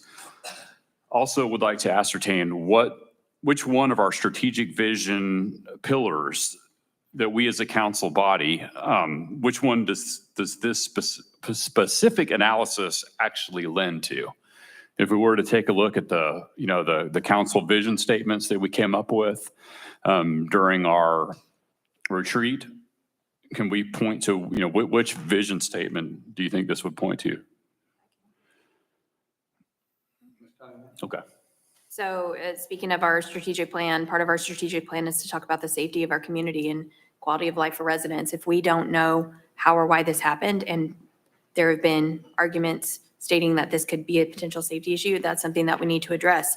It's also a part of our governance strategic plan goal of having us make good decisions. We can't make good decisions if we don't have accurate information. It's also part of being fiscally responsible with the money that we have. Yes, it may cost money to do an investigation. It could cost a lot of money. It could cost a little bit of money. We don't know that. But we are already in a lawsuit because of this issue. And I think it's really foolish to step back and say, oh no, we're good. We're not going to look at why this happened and just assume that everything's fine. We need to figure out on our end, outside of the lawsuit, our processes internally have had issues. I don't think anyone can argue that. We're at a very good time right now to do an investigation like this, to look at the processes and where it failed. As Mr. Benson said, we are restructuring. We just had someone move over the planning department who wasn't there before. We have new staff coming on board, which we just heard an update about, and we're hiring more additional staff. The UDC's on our current list, the master plan's on our list, the DCM's on our list. We have an ordinance subcommittee that's actively going through our ordinances. This is a really good time to look and see where are the gaps. What policies and procedures do we have in place? Were they followed or were they not? What policies and procedures would have helped prevent something like this? If there was a decision made by someone, and again, like Mr. Benson said, I don't think this was nefarious at all. It could have been an oversight. How do we fill that gap? We cannot, it is not responsible of us to sit back and say, it's over, we're just going to move on. Like it happened, okay, let's get on with our lives. We can't, because this is not a one-off. This has happened multiple times where we've found by the time something gets to council and we start looking into it and seeing how it got to that point, It's already blown up in our it's face. blown up massively. So we would, I know I could speak for myself, I would really prefer not to have that happen. I'd like to, and if we're making it, if our processes are making it hard on our staff to do their jobs, then we need to fix that. That's not responsible of us either. Okay. So that's why I think we need an investigation. We had a good one for Cibolo Summer Nights one time that was done internally. And that was kind of, I don't know what it was called, but it was just a summary report on one of the events where there were some things that happened that a few of us were very concerned about. Mr. Reed had staff do a synopsis that pointed out what happened. And we made a plan moving forward of what not to do. Could be as simple as that. That would be fine, but we need some kind of what happened. How do we prevent that from happening, or how do we fix that if possible? And how do we prevent it from happening again? It can be as simple as that. It just needs, we need to do something. All right. So thank you very much, Mrs. Cunningham. So what I was concerned about is really like who's doing the investigation. So, I mean, maybe our HR director, because that way we have somebody who's not actively working on projects that we're waiting on. You know what I mean? Like somebody that can go do this and I don't care. You know what I mean? Because we have 9 other roads. We were, not to pick on that department, but we were in a CIP meeting. We put together that list on 9 other roads in 2020. It's 2023 right now. And some of those roads haven't even had the, what was it, LAN, I think it was called, to go do that analysis. So if we keep, jumping at the next shiny object or the next squirrel that runs by, you know what I mean? And shifting our focus away from what the citizens elected us to do, which is to fix these roads. You know what I mean? Can I just say something real quick? We have the most recent Meritage Homes.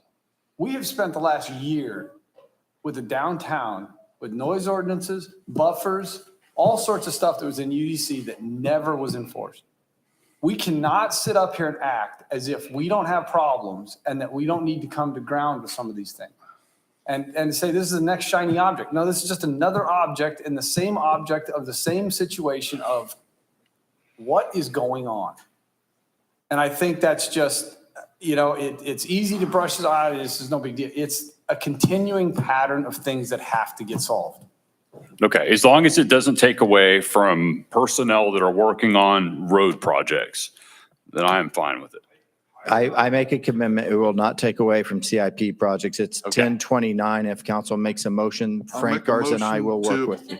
Make a motion to approve of an the only- investigation of 4164 Lower Skin Hey, Road. hold on. The only Hicks, thing I he's ask got a is that, question. the only thing I Statement. ask is that any of the deliverables Goes to you. goes to me Yes. in order to maintain the attorney-client because of the fact there is a current lawsuit. Yes, absolutely. Go quick. I just did, I made it. Okay. Oh, second. Okay, I'll start with T.G. Benson. Aye. All right. 4-2, the ayes have it.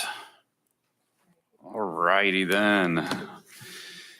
So that was item number K, right? Okay, so we're going to go to item 14G, which is the discussion action on creating a council subcommittee for the Planning and Zoning Commission. Councilman Benson.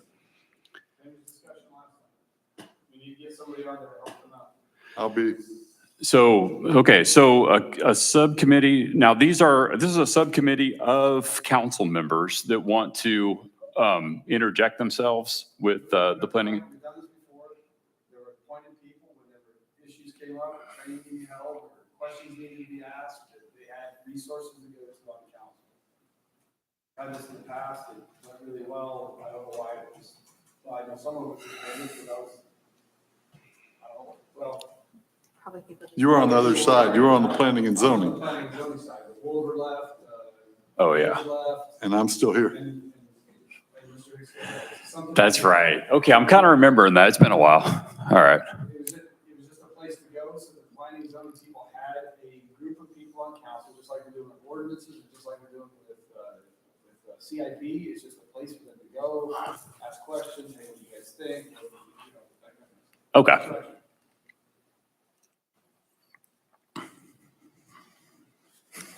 Like I said, I volunteer for it. Makes sense. Okay. Mr.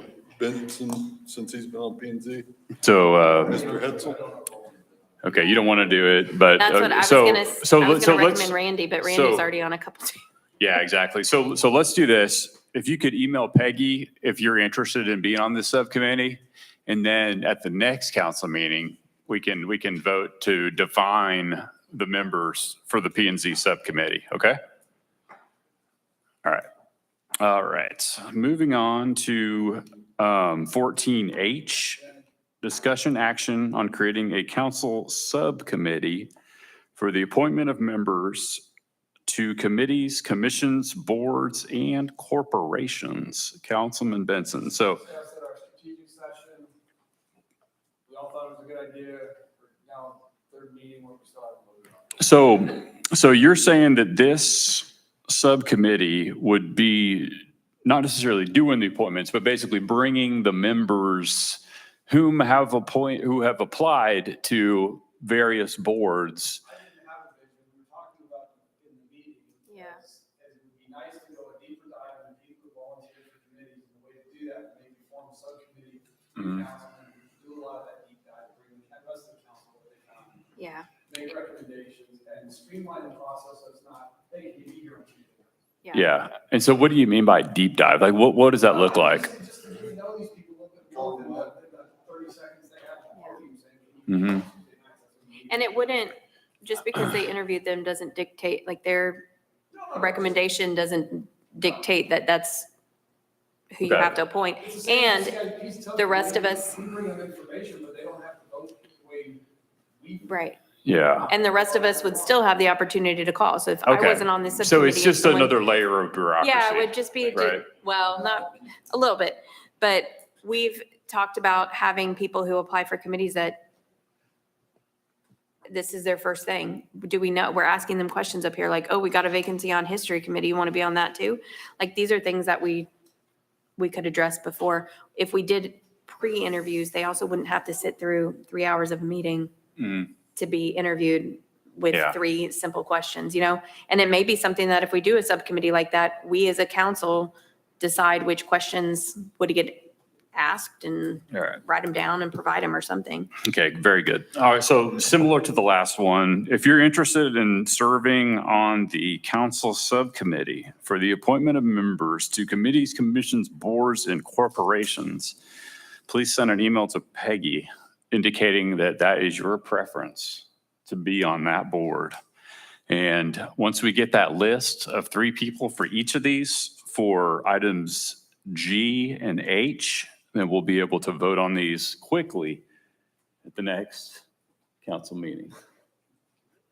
Maybe. Hold on, I'm moving on to I.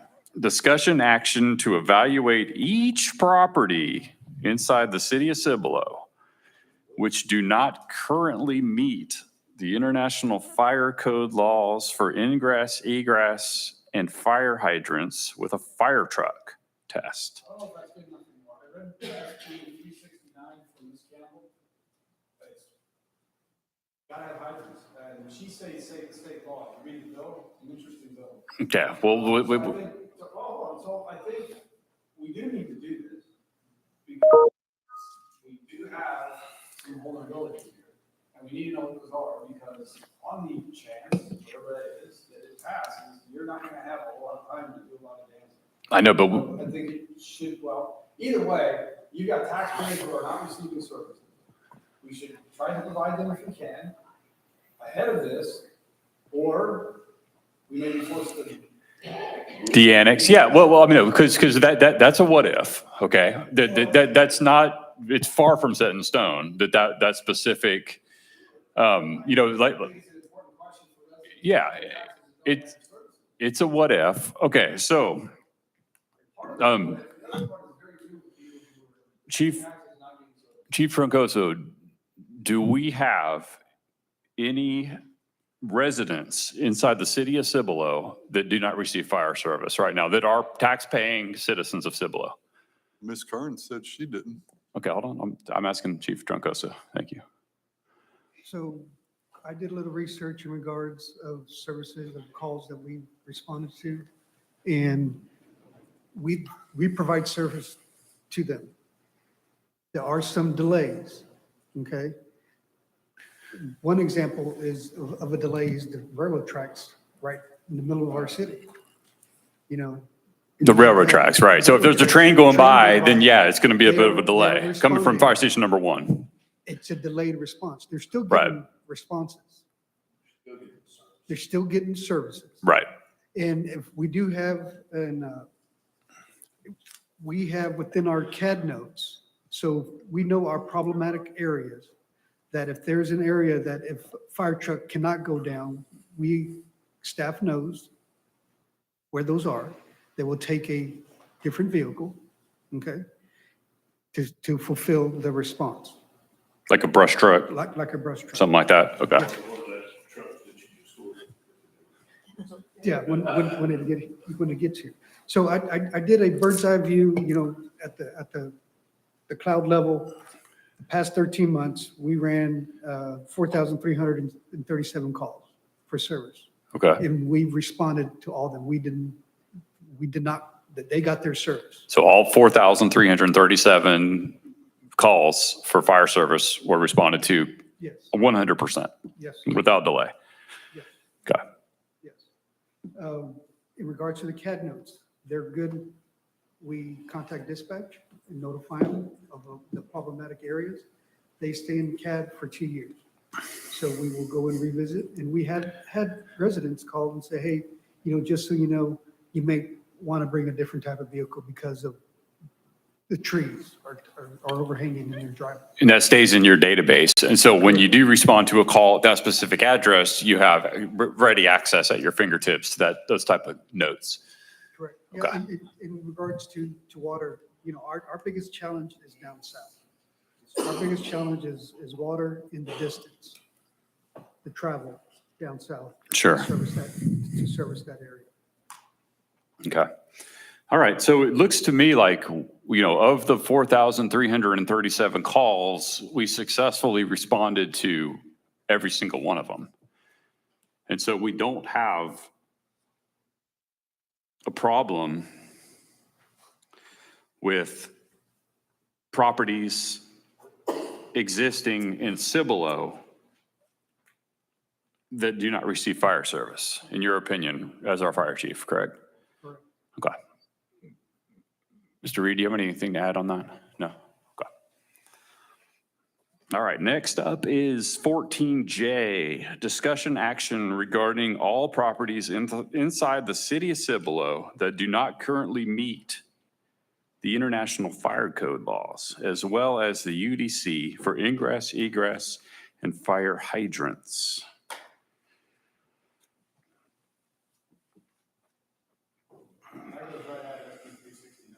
Point two in the bill is gotta have fire hydrant. So I think that's an important thing to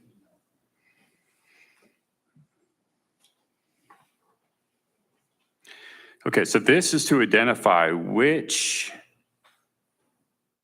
properties in Cibolo don't have a fire hydrant, right? Okay. And this could be done by a staff member, right? Maybe if we had interns, we could throw an intern on this one. Okay, go ahead, Chief. So we're currently working with their GIS department.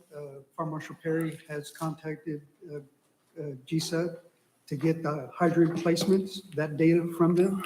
So he's currently working with our GIS department to do basically an ISO map. Okay. Because that was one of the concerns in regards of the distance from a resident from a hydrant. So that's currently in the works right now. Okay, so Our last ISO map was what, 2015, Chief, is that right? That was the last time we were evaluated by ISO. There wasn't an actual map associated with it. So we're starting from scratch.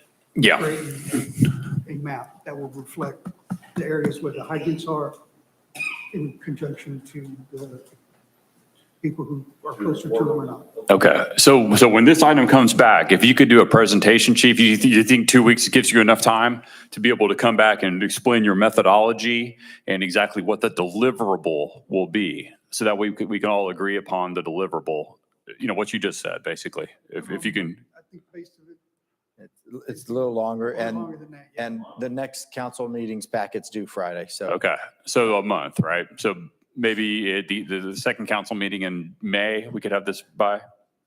If you give us either meeting in May, we will come Okay. back with something in May. All right, so let's bring this one back at a May council meeting. A May. Either one, he said. He said they could do either, all right. I We'll want to do make sure it. we bring something back of value to you that isn't just thrown together, and so. Thank you. A May council meeting, thank you. Appreciate that. All right, moving on to 14L. Discussion action to remove the authority for staff to approve plats and place back in the authority of council per section 212.006. Councilman Terrence T.G. Benson. One of the main issues that is administratively approved, never approved by anybody on staff. May seem knee jerk now, but I think at least until we just hired a new planner, that might solve the problem. I think for now, we ought to just, I would be much more comfortable bringing it back and being responsible for that rather than the rest of it was all foisted upon us.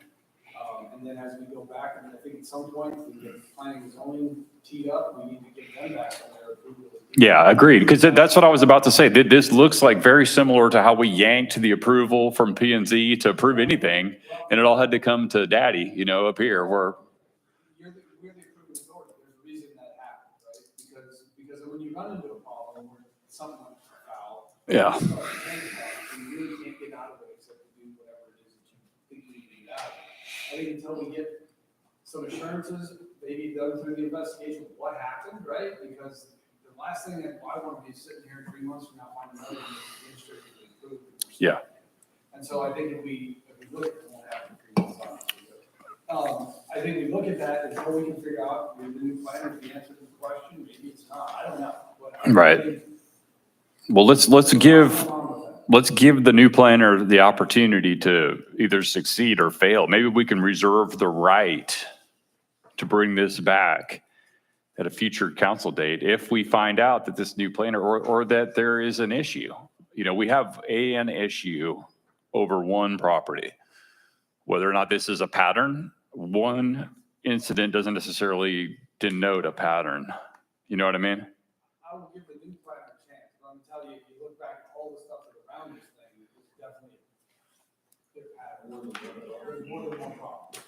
And so, you know, I don't want to do that anymore. I mean, I was on planning and zoning when the council took that authority. They told me, what am I doing here? Right. You know, we have a nice folder in the back and spent a lot of money because planning and zoning had that authority in this issue. Yeah, I'm aware of that Meritage Homes issue years ago, I think but we just need to figure out, you know, if you want to, we can't vote on it tonight anyway. I mean, well, this just one more thing on top. I mean, we might as well just, you know, just do everything then. But I've got planning and zoning people coming to me saying, I need training because I don't want to do it. Yeah, and you could be on that subcommittee, yeah. So we're moving in the right direction, at least getting that going. We've got to get them up and trained. Yeah. Because otherwise- Share your knowledge with them, yeah. Be on that subcommittee, get them trained up. I mean, that'd be fantastic. But let's, you know, let's zero in on the root cause of these issues and just really. That's fine. We got that part of the tonight, so maybe we'll have a lot better answers at the end of the night or at the end of that investigation. Yeah, I mean, because I think we should reserve the right to bring this back, but not necessarily make this our knee-jerk reaction. Okay. Next up, 14M, discussion from council members that have attended seminars, events, or meetings. Councilman Hicks.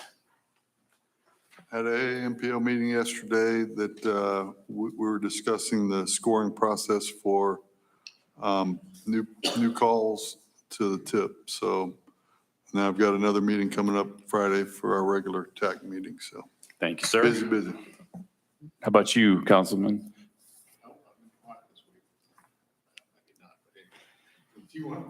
Katie? So Buffalo Crossing is a project that I've been working on in my district. Buffalo Crossing is their main road. I know. So we've had several town halls. We did a stop sign study to see if a stop sign was warranted at any of the intersections. It was not, based on the cross traffic. We had the engineers come out to three different town halls, I think, with residents here at City Hall. Residents came up with the two different options. They decided which two went on their community ballot. The city sent out a letter informing them that the ballot was coming. Then they sent out a letter with a ballot that was pre-stamped and everything, send it out to the residents. The requirements for something to be done were that 50% of the residents needed to respond, which is impossible just about in an HOA. Yep. And that's of those, 60% needed to vote for the winning option. 508 ballots were sent out and we needed 254 to come back. We ended up, as of 5 o'clock today, we had 271 valid votes. And the 60% minimum needed was 152 votes, and we had 208 votes for the winning option. So what's the winning So option? the winning option, there were two options. Option one was 2 lanes on either side. Yep. Option two was 1 lane with a bike lane on the sidewalk side, and toward the median, because there's a grassy median, there'd be a small, like 2 or 3 foot shoulder, I don't know, Yeah, shoulder just painted line waste of pavement. away Okay. from not waste of paint. There are trees there that are getting hit by trucks. So Yep. it actually pulls them out and it may help prevent the pavement from sagging there. But that was the option, that one was the one with the bike lane. So this will help with connectivity to Schlatter Park. It will help with connectivity to 1103 of the bike lane. So we're excited. It was Nice. also a fairly cheap option, which is very exciting for me. Good. But that took a lot of work. Yeah, we had a group of 4 residents and myself who walked on Saturday and Sunday to get the last few straggler votes. I saw that you were so- block walking for this, weren't you? Yeah, at least the weather was nice because I You didn't are wanna a be all trooper. sweaty. So thank you to the team that helped with that. That really wouldn't have happened without you. How many of y'all were there? 5 There of were y'all? 4. 4 of y'all?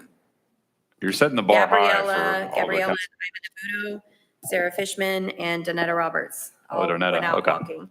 So we got enough votes. I also attended the SCUC ISD Community Advisory Committee. Yeah, how'd that go? They did an update on their 10-year plan. Well, not 10-year plan, 10-year projections for population and Did you get a the copy of amount that of kids. report for us? It's all online. It's on their SCUC website, and I posted it on my Facebook page as well. That kind of the highlights, and there's a link on there too. But basically the district in 2015, 2016, our trajectory was like straight up. As we got towards COVID kind of killed that trajectory. It plateaued. It actually went down a little bit. 2021, it went down a little bit more.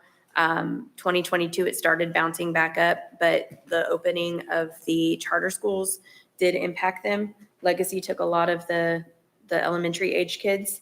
It's not something that the district can't recover from, but we were at a 3 to 4% growth rate, and now we're hovering a little bit below 1%. And Dr. Ely said that he anticipates in the next few years we'll be at about 0.5% a year growth.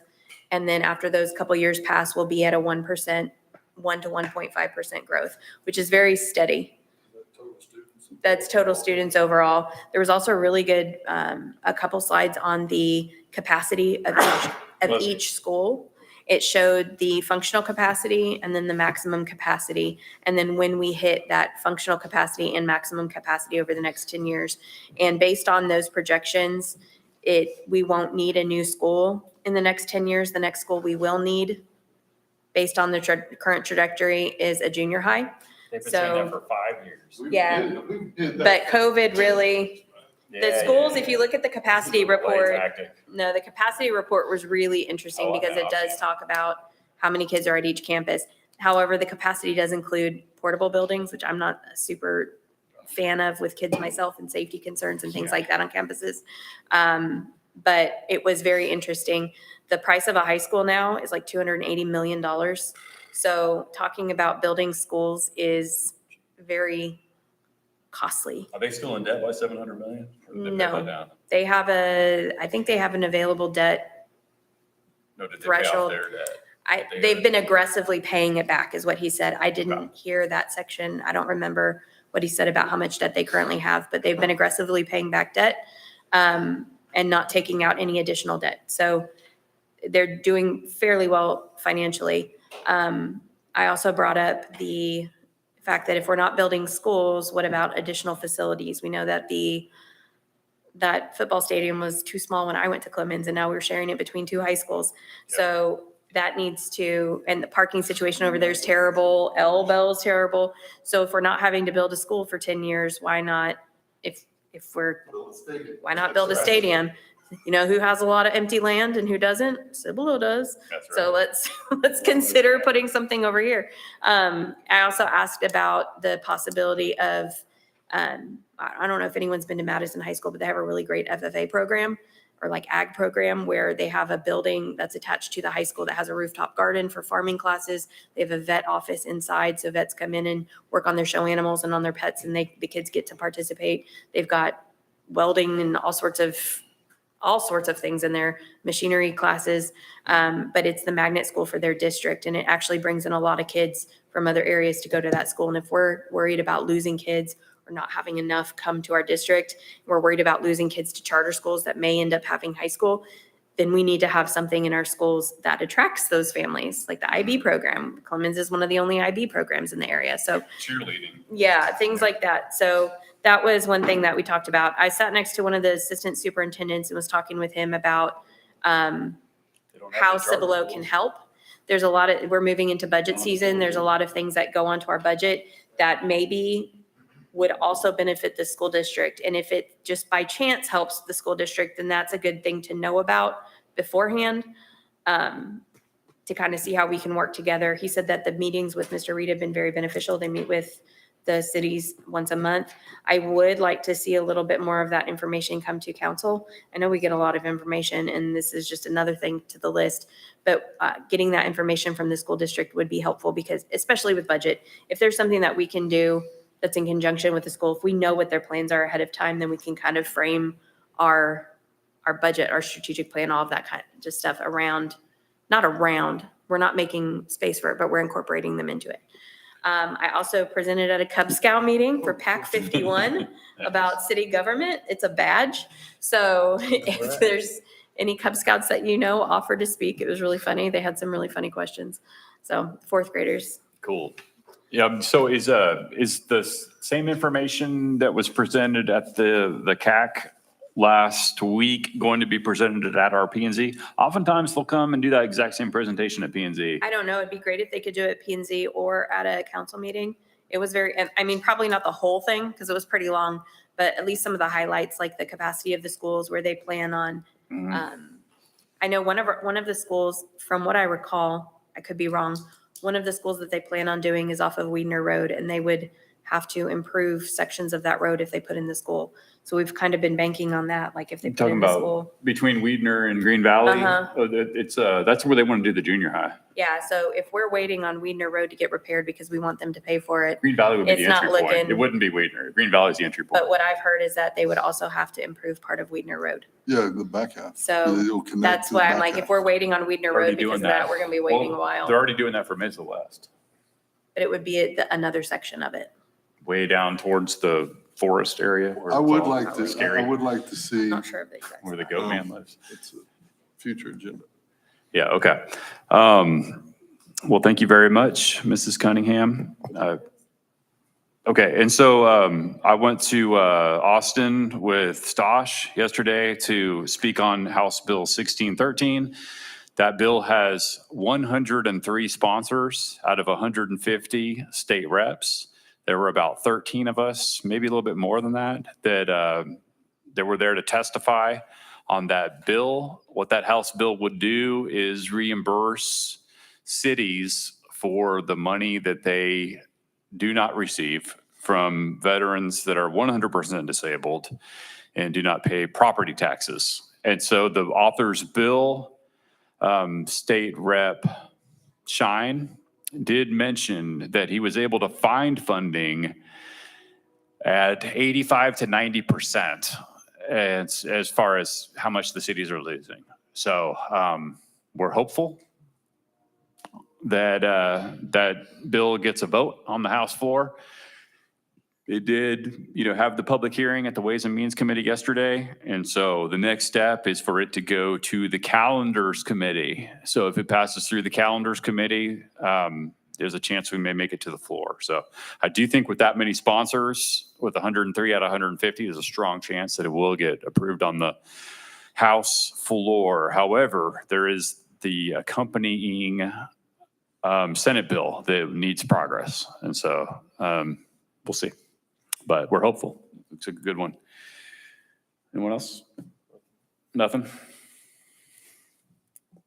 All right, very good, thank you.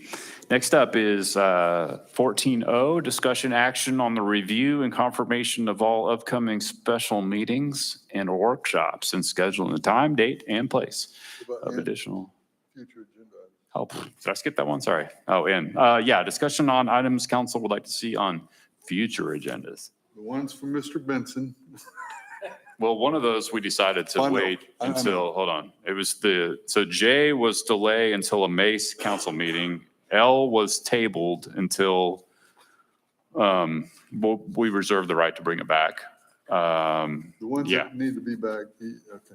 Okay, you got it? I would like to have a report for the school district, because I've been having other people complain that not only are they parking, they've stopped parking on Rodeo Way, but they've started parking on the lateral streets from there. And then we've also got them parking in the church on the other side. No, the church. Oh, and the strip mall. Well, we've got to take care of that. The school district's got to do a better job. They need to build a parking lot or something. Your church. Yeah, but there's also down Walmart. My gosh. It's the name of the street they pick right now. Oh. Elville, if not. Warfield. Warfield. My gosh. Yeah, that one's All the way bad. down to almost a Schlatter Park. If I get some type of update on, or have them come and let them speak or where we can speak to them. You know, if he's not getting it from you, then he can get it from the 7 of us. Thank you. Okay, anything for you? Katie? I'd like to look into the logistics of youth council and how to bring that back. I know I Oh, brought yeah, it good up one. about a year ago. And at that time, it was trying to figure out the staff and the time available to do something like that. But I'd like to look and see if we have differently staff who might be available to lead something like that. I don't know if it would be our people and performance department, the youth council. So I don't know if there's a different group of people now who would be able to assist with that or department. I don't want to create work for anyone. I really don't. But I think that getting kids involved in our community is really important. They need to see how the government works. They need to see how their city works so that they feel like they're members of the community, not only just to be proactive members of community and learn, but we know that we've had mental health issues in our schools. And one of the biggest ways to help prevent future issues is to give kids a sense of community and have the community be supportive. So I think that this is a good way, and also to hear from them, hear their views on the city. They live here too. And then also I'd like to, I'm not sure how to phrase this well, but I've gotten multiple complaints from residents who live in a subdivision that is in our ETJ. Their homes are less than a year old and their foundations are already massively seizing to the point where pipes are coming up through their shower drains. They've got the facade of their home falling off. They've got cracks through the middle of their house. Their flooring is shot. It's less than a year old. The developer is telling them that they are Cibolo residents and they need to come to the city. I'm good And- with Mr. Gurman. Yes, he is, Okay. Mr. Gurman is involved. Mr. Gurman has reached out to the state, but this is becoming a bigger issue. And it's considerably more than 20 residents right now, and the homes are less than a year old. They also were not informed that they were on pump and haul. And they're being told that the foundation issues are due to grading of the land. So there's a lot of issues there. I know within the city, we've done a lot to try to really remedy the foundation issues we have. But I'd like to know, as council, just kind of maybe in general, what do we do? Because I know we can't really do much, but not only what can we maybe do or direct these people to go do currently, but in the future, how do we prevent this? Is there a way for us? I don't know. I just don't want to have these plats coming to council where we're having to accept the infrastructure or the platting or whatever because it's in our ETJ and we have no way to stop it and we see the train coming and we just sit there and stare at it. That's frustrating because this is like 700 homes going in that we know if the first batch is already failing, they're either going to go bankrupt and roll out or it's going to be the entire neighborhood. And then what do you do? So I'm happy to talk in our one-on-one meeting and just Okay. put that on there and whether or not you want to bring that That's our Okay. to a future meeting. yeah. But as an ETJ subdivision, you are not responsible for that infrastructure, nor is the county unless they accept it. Thank you. Or if there's even a training that y'all know of that's available, I'd be interested in attending something like that, like the city's role in the ETJ, what we can and can't do. Because that still feels like, I feel like I'm learning about it, but it still feels like a gray area for me. And I want to make sure that we're making informed decisions. All right, those are council items, or I'm sorry, agenda items I meant. So I wanted to do the proc for Tyrone. Did you get that one that I sent you, Peggy? Okay, so that one on the next agenda item and then, our next agenda, I'm sorry. And then also, I'd like to explore the concept of doing like a Cibolo's Best Business Award, kind of like how we have let me think. Well, no, I mean, kind of like how we have the Gary Kelly Award, where we could come up with an award to honor a Cibolo business. And no, it wouldn't cost money. It would be something where you can get a plaque made up. Maybe Stosh can make the plaque, something free that we could award, give an award to a Cibolo business, the most outstanding business, most outstanding Cibolo business. And so we could start it off, with potentially maybe a poll. Maybe we can poll the people of Cibolo that go to these businesses and see, maybe for the first one or two that way. And then eventually I'd like for the previous winners to be the ones that would vote, each year for what's the best business in Cibolo per year. I would like to discuss that because if we do that, I'd be hesitant to do that because I feel like things like that often turn into a popularity contest and it's who you know and then you Yeah, well, we can and you get to definitely brag about it. Yeah, we can discuss the criteria, and that's what I'm saying. We all come together. Yeah, we can avoid pitfalls. I mean, it's up to us, you know what I mean, to define what the criteria is. And so I'd like to put that on the agenda so we could come up with putting that together. Another thing that we've talked about before is the recognition. We talked about recognizing community members or organizations and having a system for that. So it's not just surprising to everyone up here of who's being recognized. I'd like to know about the organizations. I'd like to make sure that we're reaching out, we're capturing those residents that are doing things in our community that we may not see, we may not work with every day. I know most of us are volunteer, at least in some capacity, and there's lots more organizations that we're not volunteering with because we just don't know they exist. So I'd like to have some way to recognize nonprofits, even if it's not a physical trophy or an award or plaque, but to identify them and bring them up here and say, thank you for what you do. Tell us about yourself. Tell us what you do. How can we help? And also that grant, the city council grant, I think we've awarded 2. We still don't have an official application or process or guidelines for how we're going to award that. And it's not a lot of money. City council Yeah, grant. we did Rotary Club and then we did the community council. I don't remember ever giving that out. Yeah. Is that this year? Mm-hmm. Okay. All right, so we'll put that back on the agenda. Anything else? Motion to adjourn? There, second? Second. All in favor? Aye. Thank you.